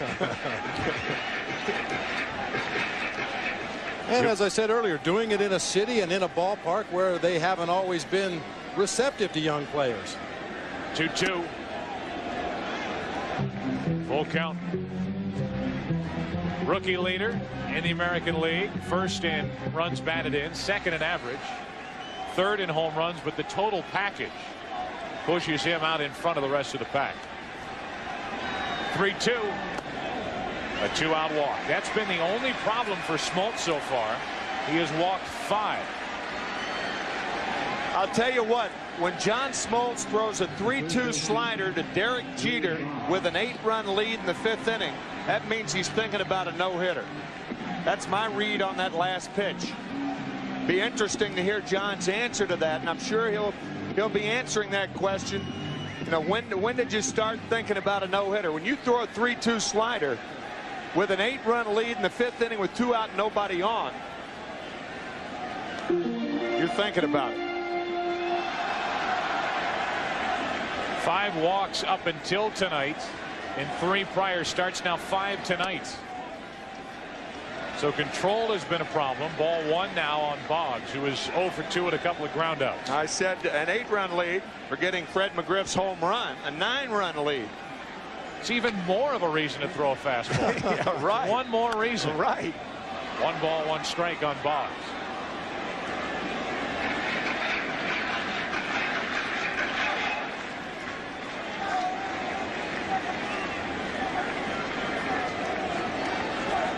That is the oddest defense I have ever seen on the left side of the infield.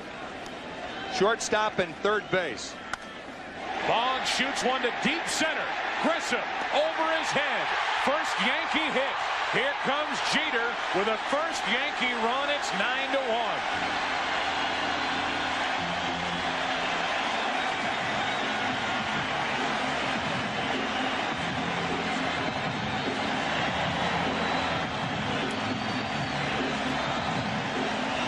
Boggs gets a fastball up and out over the plate. Doesn't really drive the ball a lot anymore, but he gets a hold of this ball. We mentioned Grissom plays a shallow center field, and that's a huge gap in left center field. Runs it down at the wall, but the Yankees get on the board. That ball was crushed. The first hit of the night for the Yankees produces their first run. Now Bernie shoots one to center. Grissom right there.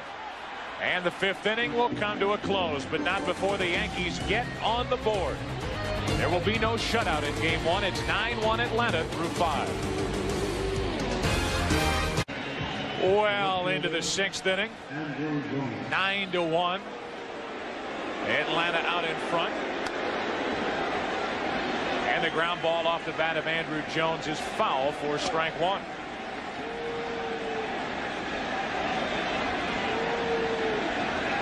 Smoltz gives up his first hit, which produces the first run. But I think, Tim, he was more upset with the walk to Derek Jeter. Yeah, you could see him say stupid. That 3-2 slider that he threw to Jeter. He wasn't upset about the Boggs hit, but he did say stupid. That was just stupid. 1-1 the count. Broken bat. Boggs. Safe. They would have had him if Tino Martinez was able to dig it out. And if they got Andruw Jones on a ball hit to third with the bat ending up by Wade Boggs, that would have been one of the best plays you'll ever see. Well, the bat actually hit Wade Boggs, I believe. I think it hit him in the left leg. Yeah, it hit him. I don't believe I've ever seen that happen before. A lot of times the guy will dodge it, but I've never seen anybody get hit. Good concentration by Boggs to stay with it. It's ruled a base hit by Andruw Jones. So Jones is 3 out of 3. You can see the first base umpire, Terry Tata, get ready to punch him out, but when Tino Martinez couldn't dig it out, it's ruled a hit. So Andruw Jones has a 2-run homer, a 3-run homer, and a leadoff hit here in the 6th inning. Well, I bet Andruw right there, most of the time, any hitter in baseball will trade a hit for a bat. But that's probably the same bat that he had a 2-run homer and a 3-run homer. I don't think Andruw would trade a hit for a bat in that situation. 8-run ball game. I think you're right. Yeah, I mean, I think he could hit with a chair leg. Well, he's going to have to if he hits with that bat again. That's the only thing it could be now. Oh, there's not a bat anymore. Wade Boggs actually hit by the bat, and the short hop, and Jones is safe. 1-2 now on Klesko.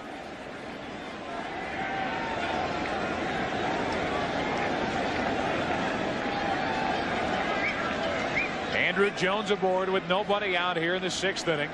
A 9-1 Atlanta lead, and there's the double play ball booted by Duncan. Everybody is safe. Taylor made, and Duncan could not come up with it to his right. It's ruled an error, and it's the 2nd postseason error for Mariano Duncan. Well, Duncan is in there more for his offense than his defense. A very routine play, just hits off the heel of the glove and throws it away at the end of the play, but fortunately it doesn't get far enough away for anybody to advance. Looks like he tried to shovel it off before he had control. Looking up right there, the ball hit the heel of the glove. Now the toss too late. So a single and an error, and now Blauser, who was 1 out of 2, looks at a ball.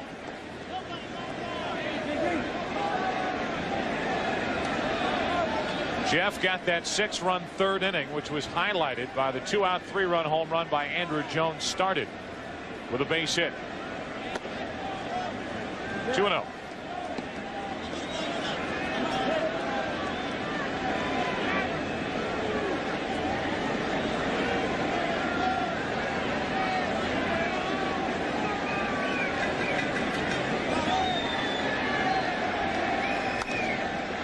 Balls and a strike on Blauser. He's playing in his 3rd World Series. He missed last season's World Series with a deep thigh bruise. Braves used Giovanola a lot in his place at the end of last season. So he's been banged up the last couple of years. 3-1 now on Blauser. The Atlanta Braves have been in the World Series in 4 of the last 5 years. Prior to 1991, they had been in only 4 World Series up to 1990. 1957 and 58 with Milwaukee, and before that with Boston when they were the Boston Braves. Blauser gets into one to left field. Strawberry back at the wall. 1 out. Jones tags and advances to 3rd with good base running, and it's 1st and 3rd, 1 out. Good base running, but Andruw Jones almost missed the bag in tagging up. He was feeling for the bag, and even though he made that mistake, it was great base running by a young player who's done everything tonight. Poor base running on the part of Ryan Klesko at first base. As a runner at first, you do what the runner ahead of you does. You could see Jones going back, trying to feel for the bag. Then he came off early, then he touched it and still made it easily. But you're right about Ryan Klesko. He's got to be at 2nd base. Now they're going to appeal. You could see on the replay that he did touch 2nd base. You can understand why the Yankees appealed, however, as Andrew did not find it with his first 2 attempts.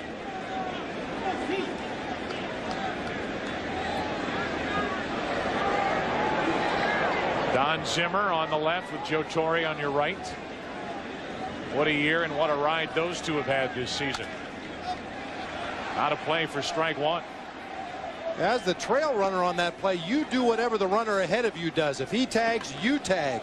And because the play is in front of you, if you start to second base and see the throw going to second base, you can stop and retreat to first base.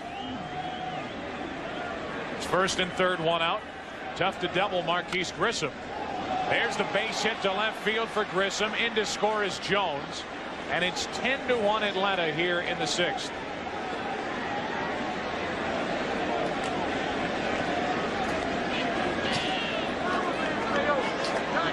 So Boehringer now has allowed 3 runs. 7 runs charged to the starter Pettit. The second baseman, Mark Lemke. So 2 hits, an error, 1 run in the inning. Back to a 9-run lead as David Weathers, the right-hander, gets ready for the Yankees in their bullpen. 2 on, 1 out for Lemke. To the right side and through. Here comes Klesko. The throw by O'Neill is late. Over to third is Grissom, and it's 11-1 Atlanta.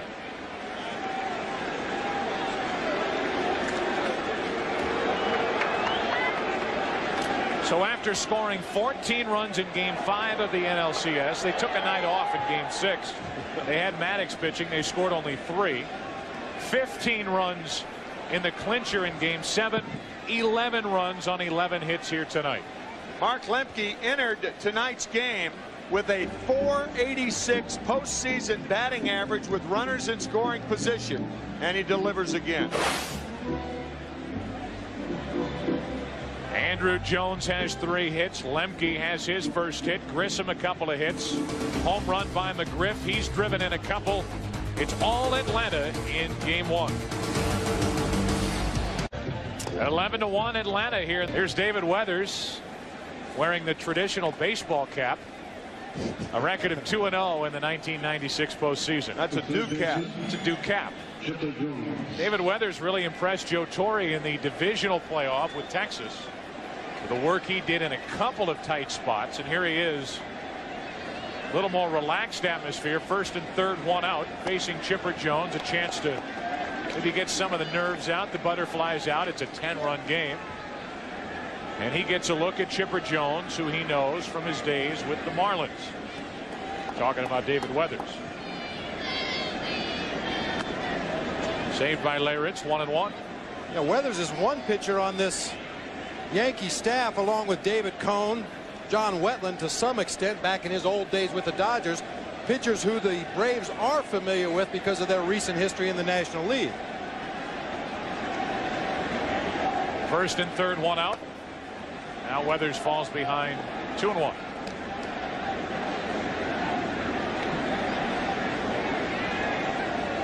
Boehringer went 3 innings, allowing 4 runs on 5 hits, still responsible for the 2 on. He allowed 2 home runs along the way. Big swing by Chipper Jones, 2-2. Grissom is on at third. He has an RBI hit in this inning, as does Lemke. He's at first. 2 runs are home, and it's a 10-run Atlanta lead.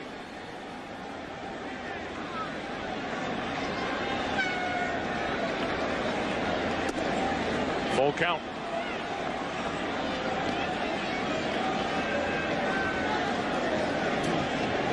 McGriff on deck. He's driven home 2 with a single and a solo home run.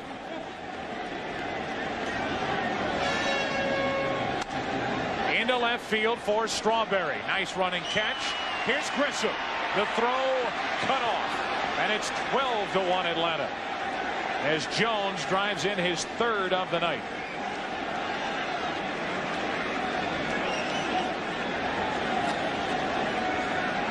So the Braves have their biggest lead of the evening as Chipper Jones with sac fly to left. RBI production goes up for your number 3 hitter when you have speed in the 1 and/or 2 spots. Marquise Grissom scoring on a ball that normally they'd have a play on at the plate. Good idea of just how quick Grissom is. Yeah. Now it's a runner at first, 2 out for McGriff. Fred played the foul pole his last time up. It's a nice sound, says Fred.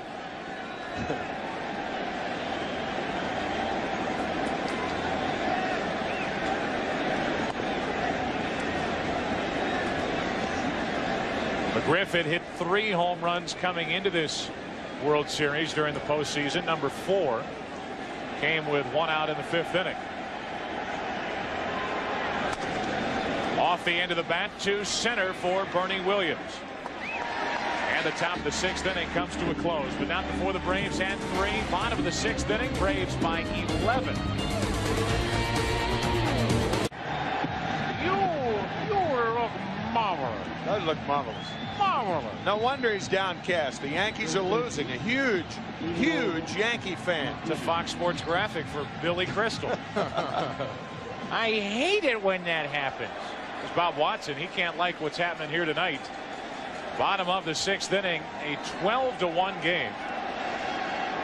The Yankees' only RBI off the bat of Wade Boggs, which, by the way, is his first postseason RBI this year. Tino Martinez will lead it off with Cecil Fielder to follow, and then Darryl Strawberry against John Smoltz.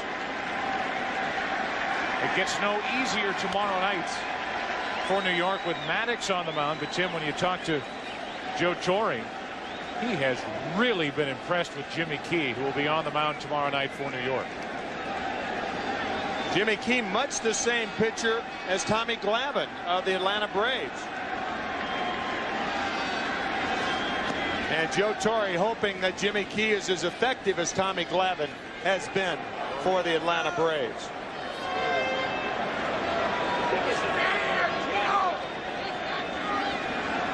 Tino Martinez leading it off, and that's strike 2. Jimmy Key maybe a little better breaking ball than Tom Glavine. Glavine relies more on the sinker, the slider, and a good changeup. Jimmy Key also throws an overhand curve and a big sweeping slider, but very similar in their approach. Both with their fastballs keep it away from right-handers. Away, away, away.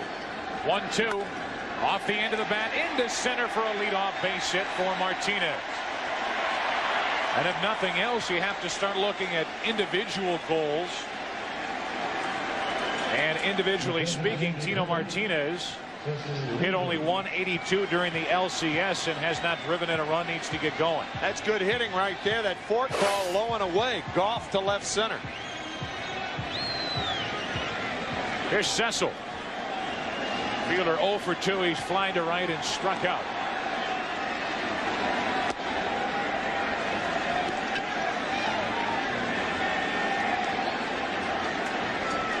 The numbers for the postseason. During the regular season, I mean, you don't talk about Cecil Fielder as having a great 1996, but he did. Shoots one into deep right center. Grissom back to get it as it falls short.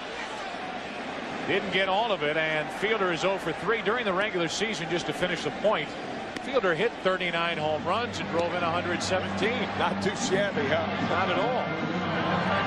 1 on, 1 out. As it starts to rain here at Yankee Stadium, Darryl Strawberry digs in.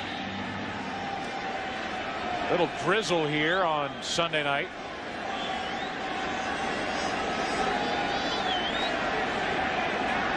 But nothing like we had here yesterday.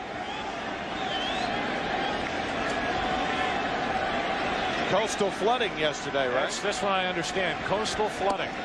There's a strike over the outside corner to Strawberry. Heavy winds. Heavy rain.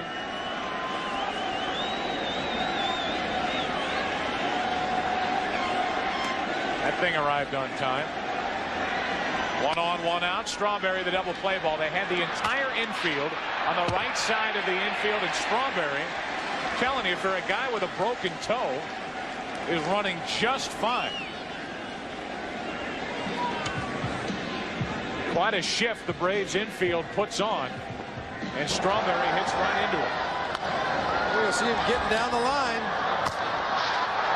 Fletching out to beat that relay throw on the very unusual 4-5-3 attempted double play. Because of the shift, Chipper Jones, the third baseman, covered second base.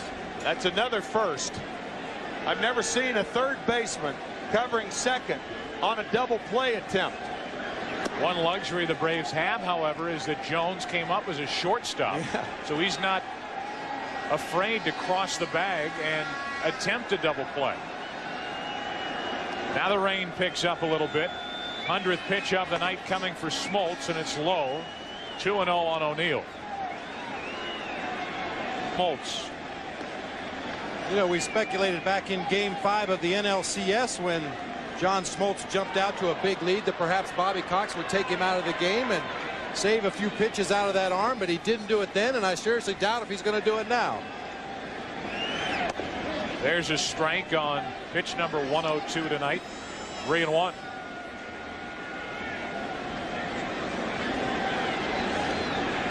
Paul O'Neill trying to figure out John Smoltz.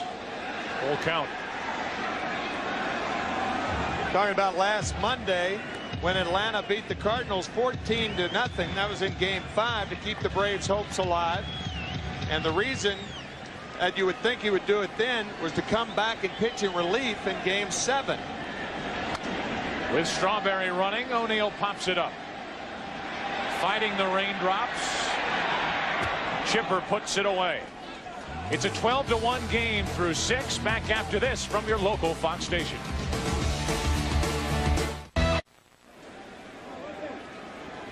It's raining on Raines in left field as he takes over for Dale Strawberry. We are into the 7th inning, a 12-1 Atlanta lead. John Smoltz shaking hands as he heads back to the Atlanta clubhouse.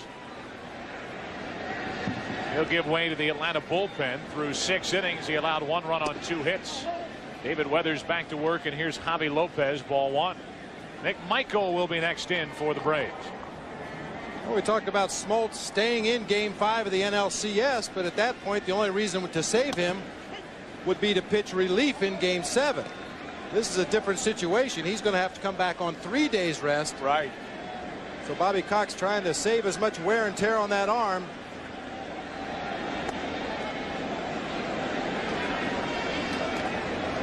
David Weathers is 2 balls and a strike behind on the count to Javi Lopez. Andy Pettitte is back out in the Yankee dugout, lasting only 2 1/3 innings. Lopez into center for Bernie Williams. 1 out. Here is our Aflac trivia question. Our good friends at Aflac, which pitcher started Game 1 of the World Series the most times? I'm going to throw out Whitey Ford. It could have, I was going to say it could be the guy that we were talking about earlier. His last start of a World Series game, 1964. I believe his first start was 1950 or 51. 22 World Series appearances for the great Yankee left-hander.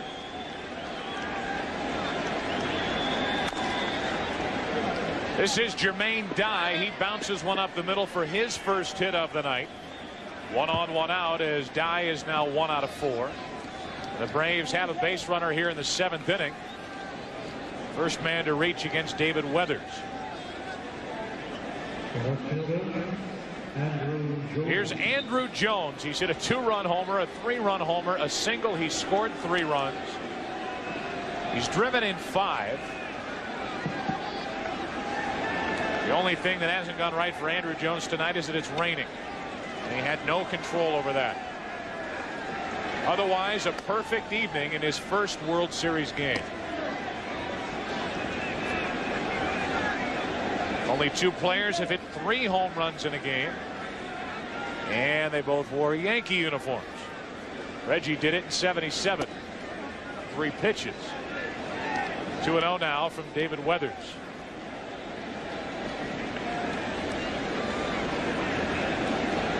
Rain picks up a little here at Yankee Stadium. 1 on 1 out. And the double play ball. Jeter flips out over to first. Can't get it. Bad throw. And it's a 6-4 force out. No error, but Andrew Jones is on with 2 out to keep the 7th inning alive for Atlanta. Bobby Cox talks about Andrew Jones as being a 5-tool player, which means he hits for average, hits for power, can throw and run, as he shows right there. He had that beat anyway. Even a good throw doesn't get him. Looked like a routine double play ball. Now Klesko grounds to Jeter. He'll step for the final out. No runs, a hit, a man left. The Braves have left only 2 tonight. They've scored 12. They lead by 11. As Greg McMichael takes over. McMichael on for Smoltz, who went 6 innings, allowed 1 run on 2 hits. Now it's McMichael, first out of the Atlanta bullpen in the '96 World Series. Some wet weather gear here at Yankee Stadium. Multi-purpose mitt right there. You carry a hot dog in it, catch a baseball in it, put it on top of your head to keep your hair dry. Here's Duncan leading it off with Larritz and Jeter to follow. Against McMichael, it's one changeup after another. Strike 1 on Duncan. I'm sure Bobby Cox is getting McMichael in there to try to boost his confidence. He's been less than effective in the postseason. Real good opportunity following the hardest thrower on the Braves staff. Tough play off the bat of Duncan. Very good play by Blauser, 1 out. And Duncan 0 for 3.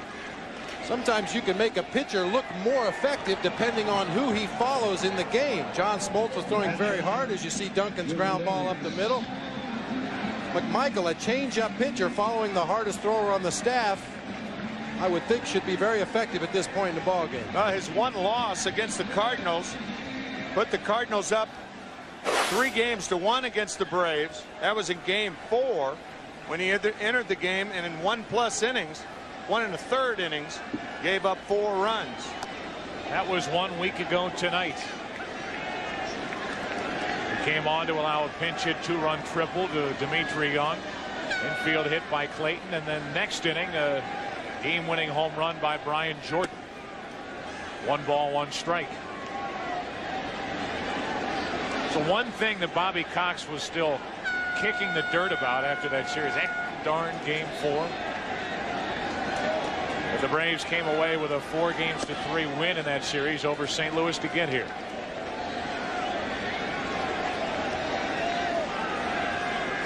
Leo Mazzoni on the left of Bobby Cox.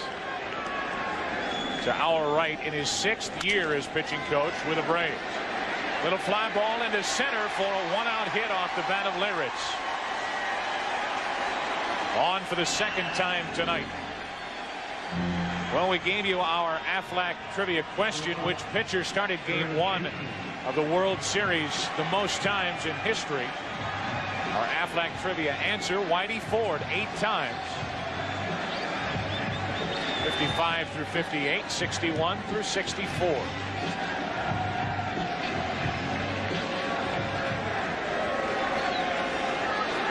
Ford, a New Yorker, fearless. Here's Jeter. 1 on, 1 out. Jeter 0 for 2 with a walk, and the only run scored tonight for the Yankees.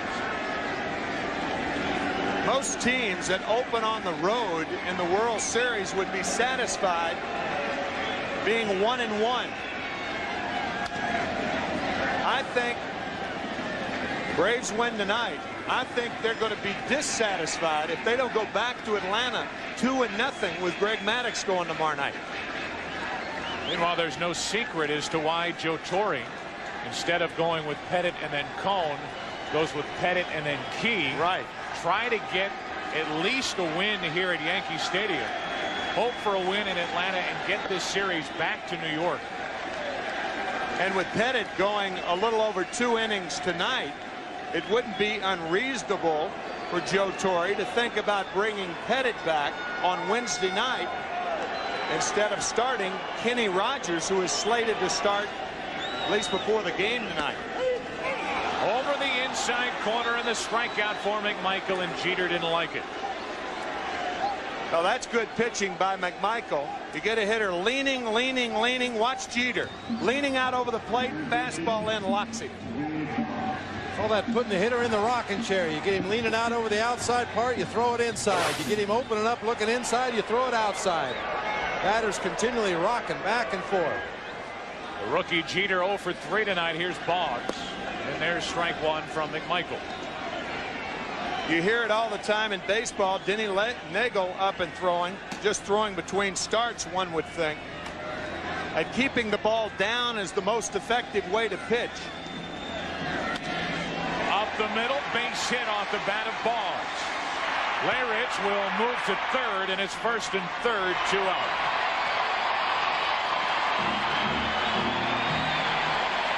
Second hit in a row for Wade Boggs, but in my opinion, Bob, the best way to get hitters out on a consistent basis is to work both lanes of the plate, the outside part and the inside part. Not saying that keeping the ball down is not important. You get more hitters out working in and out than you do down. Now runners at the corners, 2 out for Bernie Williams.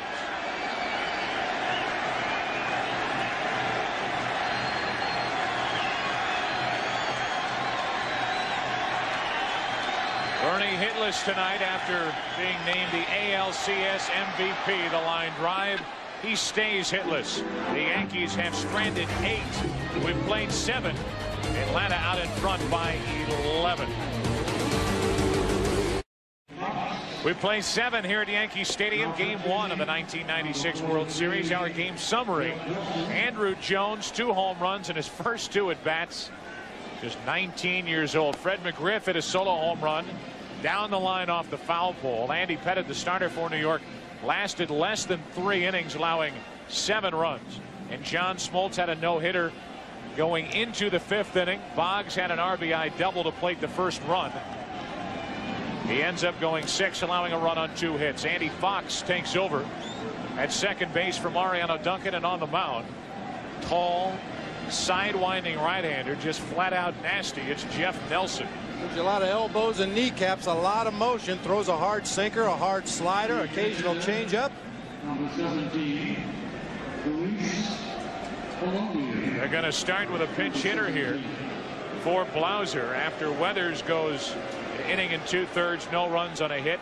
Luis Polonia, who played here at Yankee Stadium in '89 and '90 and in '94 and '95. Leading it off, taking a ball. As a matter of fact, there were only 2 Atlanta Braves that had played in Yankee Stadium before tonight's game. And that was Louis Polonia and Fred McGriff. So Polonia, a little tune-up for later in the series. 1 ball, 1 strike. I think they like it here, leading 12-1. You see that drop down low 3/4, almost sidearm delivery from Jeff Nelson. Strike 2 on Polonia.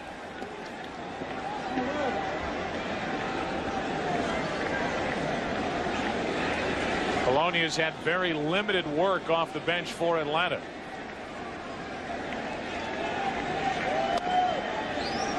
That missed. 2 balls, 2 strikes. Oh, somebody had a blowout. Or somebody's just bored. Hit 1, pearl 2. Polonia had only 3 at-bats in the NLCS, and he comes up empty for out number 1 here in the 8th inning. Well, this is game 1, and it looks like it belongs to Atlanta. Tomorrow night, the defending. 1 out. Here's Grissom, who is 2 out of 4.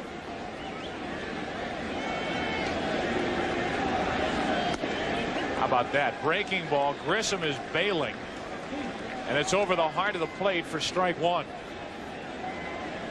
That's how tough Nelson can be against right-handed hitters. Little bail and wail into center field, into the glove of Williams. 2 out. Yeah, it's not necessarily the breaking ball, it's how the breaking ball is delivered. When a guy that tall drops down that much and throws a ball over the at that part of the plate, it looks like it's outside because of where you're going. A World Series fact, worst Game 1 defeat, Chicago over LA in 59, 11-0.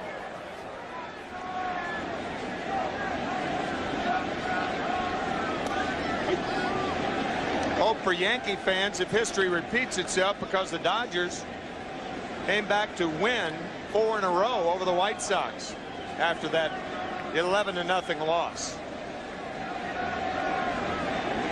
2 out, nobody on. Lemke up the middle. Tough play. Andy Fox can't get it. A 2-out hit for Lemke, and he's 2 out of 4.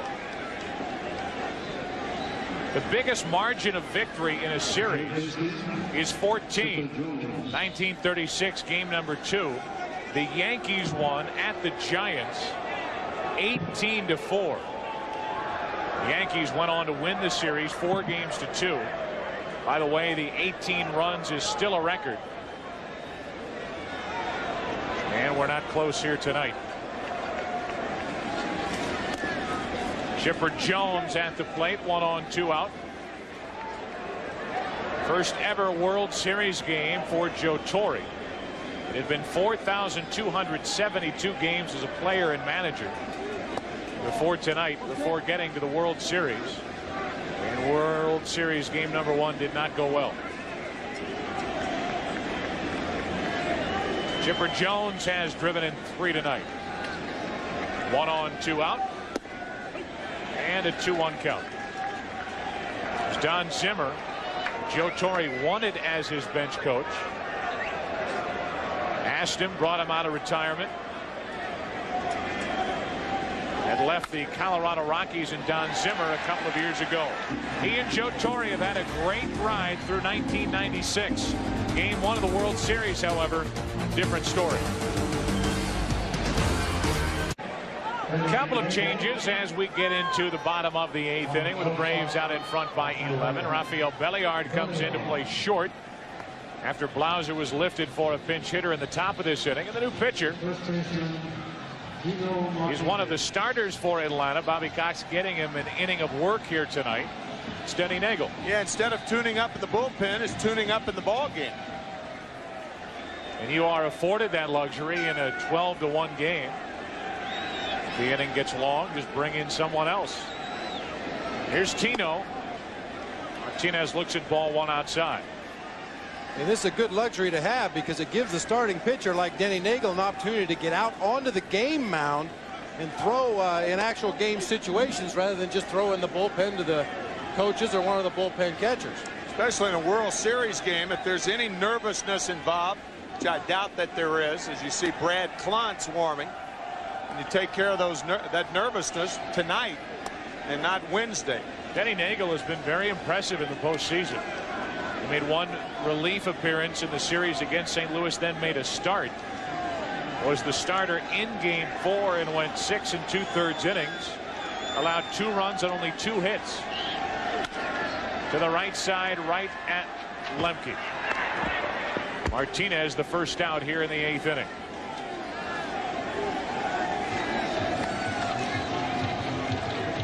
Well, we've already shown you what the last 4 games have been like for the Braves offensively.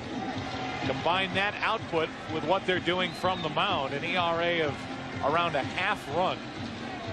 Opponents average well under 200, and 28 walks to 7 strikeouts, which is amazing considering Smoltz had 5 of those walks, 5 of those 7 walks here tonight. Yeah.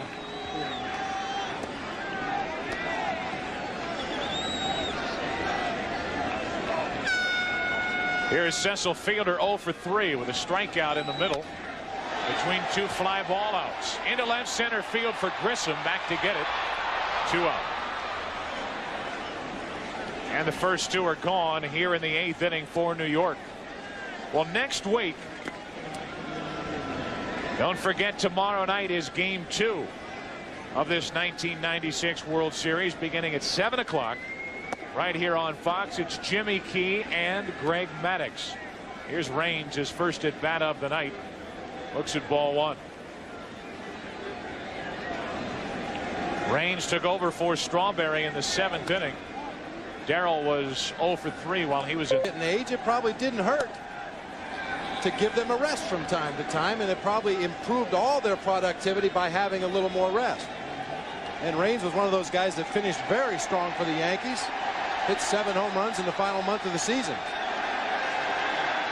Well, now a fan gets loose on the field that we will not show you. So it gives us a perfect chance to do a little. There, perfect. Back to work. 2 out, nobody on. 1-2 to Raines. He pops it up. Right at home plate. Lopez fires his mask right into the gut of Tim Raines unintentionally. Injury to insult after 8 in Yankee Stadium. 12-1 Atlanta. Well, Tim Raines fouled out to end the 8th inning. And it's only funny because he's all right. Jeez. No, you got to laugh to keep from crying sometimes, and I'm sure Timmy's okay right there. But Javier Lopez had no idea Tim was anywhere near him. He threw his mask, caught the ball, and Tim Raines took the brunt of the blow. You teach the catcher to throw that mask out of the way where you know you're not going to step on it. I guess he figured if it was in Tim Raines' pocket, he wouldn't be stepping on it. Aldrete takes over in right. Wetland takes over on the mound. 5th pitcher of the night for New York, and he faces Fred McGriff.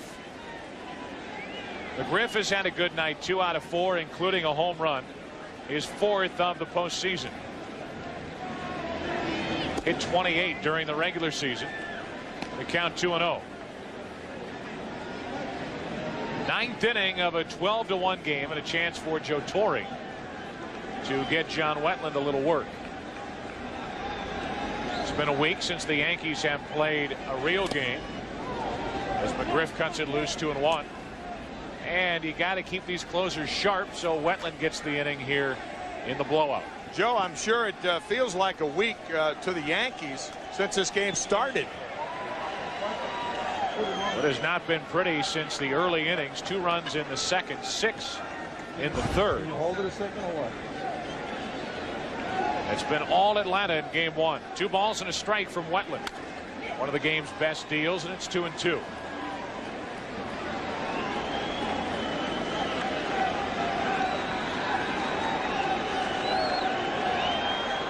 Chris Chambliss to the right, talking to Doc Gooden and Joe Girardi. I believe that's Joe Girardi. That is. Yeah. Chris Chambliss interviewing for the California Angels job, as a matter of fact. McGriff strikes out to start the 9th inning.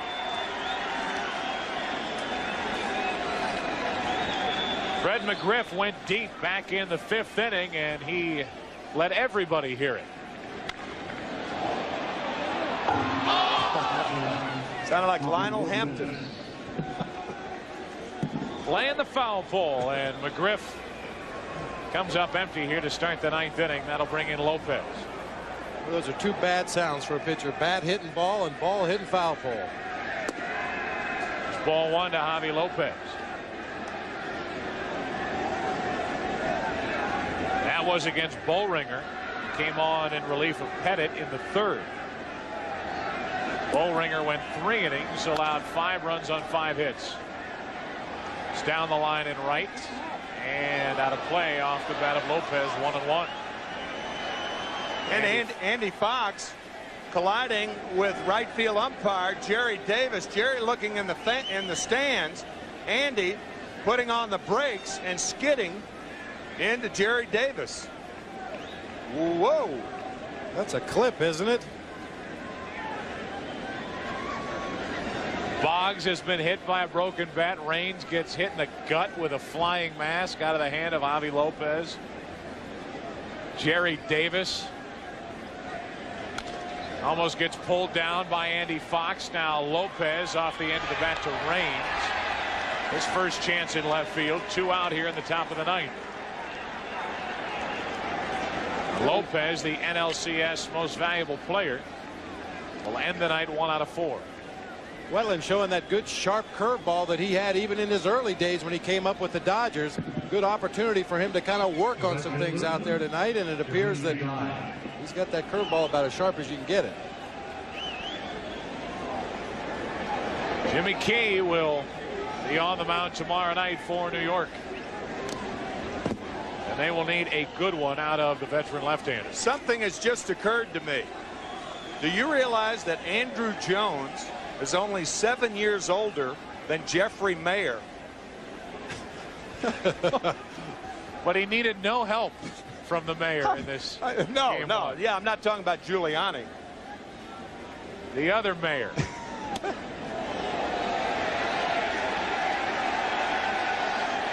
There he is. Mayor Giuliani.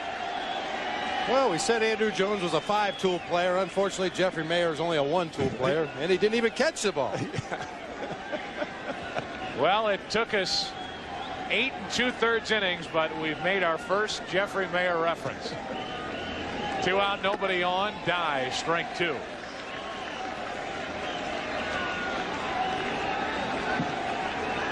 Jermaine 1 out of 4 with a hit his last time up.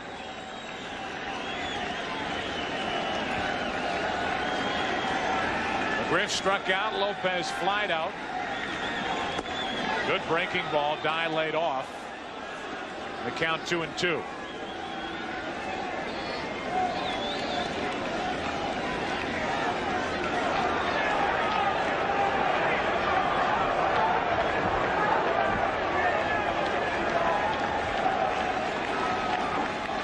Two out, nobody on, and that'll give us a chance to explain who Jeffrey Mayer is for those who don't know. He was the young 12-year-old that leaned over the stands. Derek Jeter, Tony Tarasco, the right fielder of the Baltimore Orioles. This was game 1 of the American League Championship Series.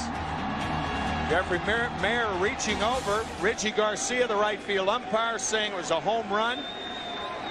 And that was obviously disputed by the replay. That tied the game. Yeah. And it went into extra innings, a game that was won by New York in the 11th inning on a home run by Bernie Williams.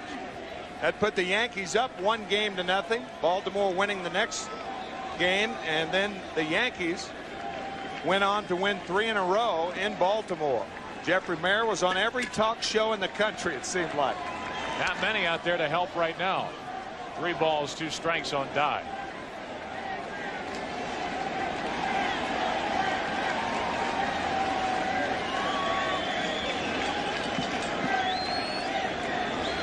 Beefed up the security out beyond the outfield wall because of what we just showed you.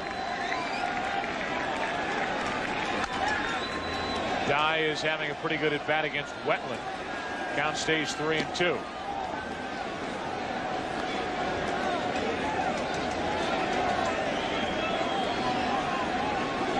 Atlanta, the 12 runs on 13 hits. The Yankees 1 run on only 4 hits.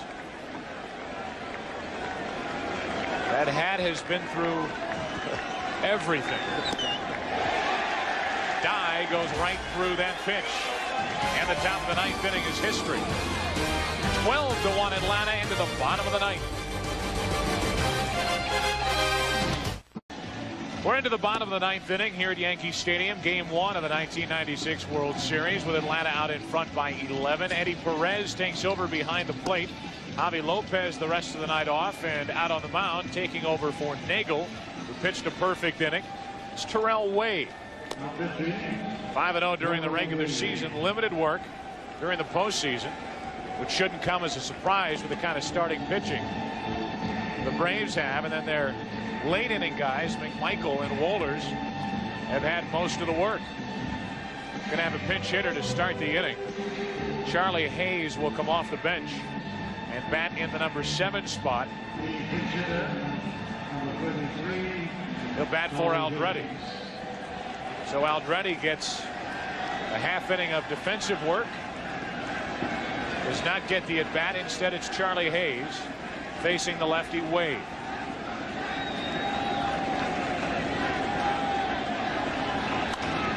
Up there, Hackett into right field for Jermaine Dye. 1 pitch, 1 out here in the 9th inning. We've had a lot of fun bringing you game 1 of the 1996 World Series. Don't forget, game number 2 is coming up tomorrow night. Jimmy Key and Greg Maddux.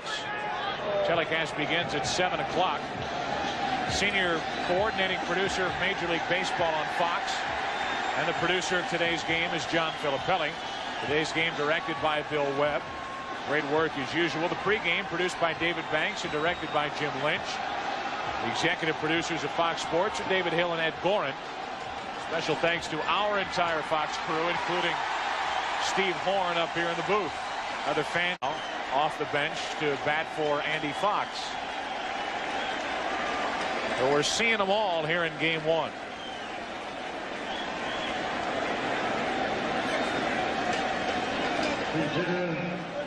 So Soho bats for Fox against Wade. And then we'll have Leyritz next. 1 out, nobody on. 12-1 Atlanta. Ball 1 to Soho, who is mainly used as a defensive replacement for Mariano Duncan at second base during this postseason. 1-1.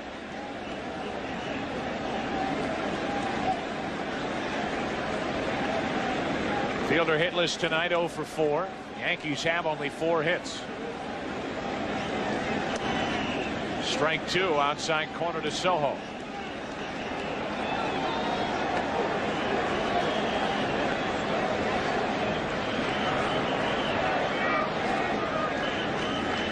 Boggs the only RBI tonight for the Yankees. To the left side for Belliard. 2 out.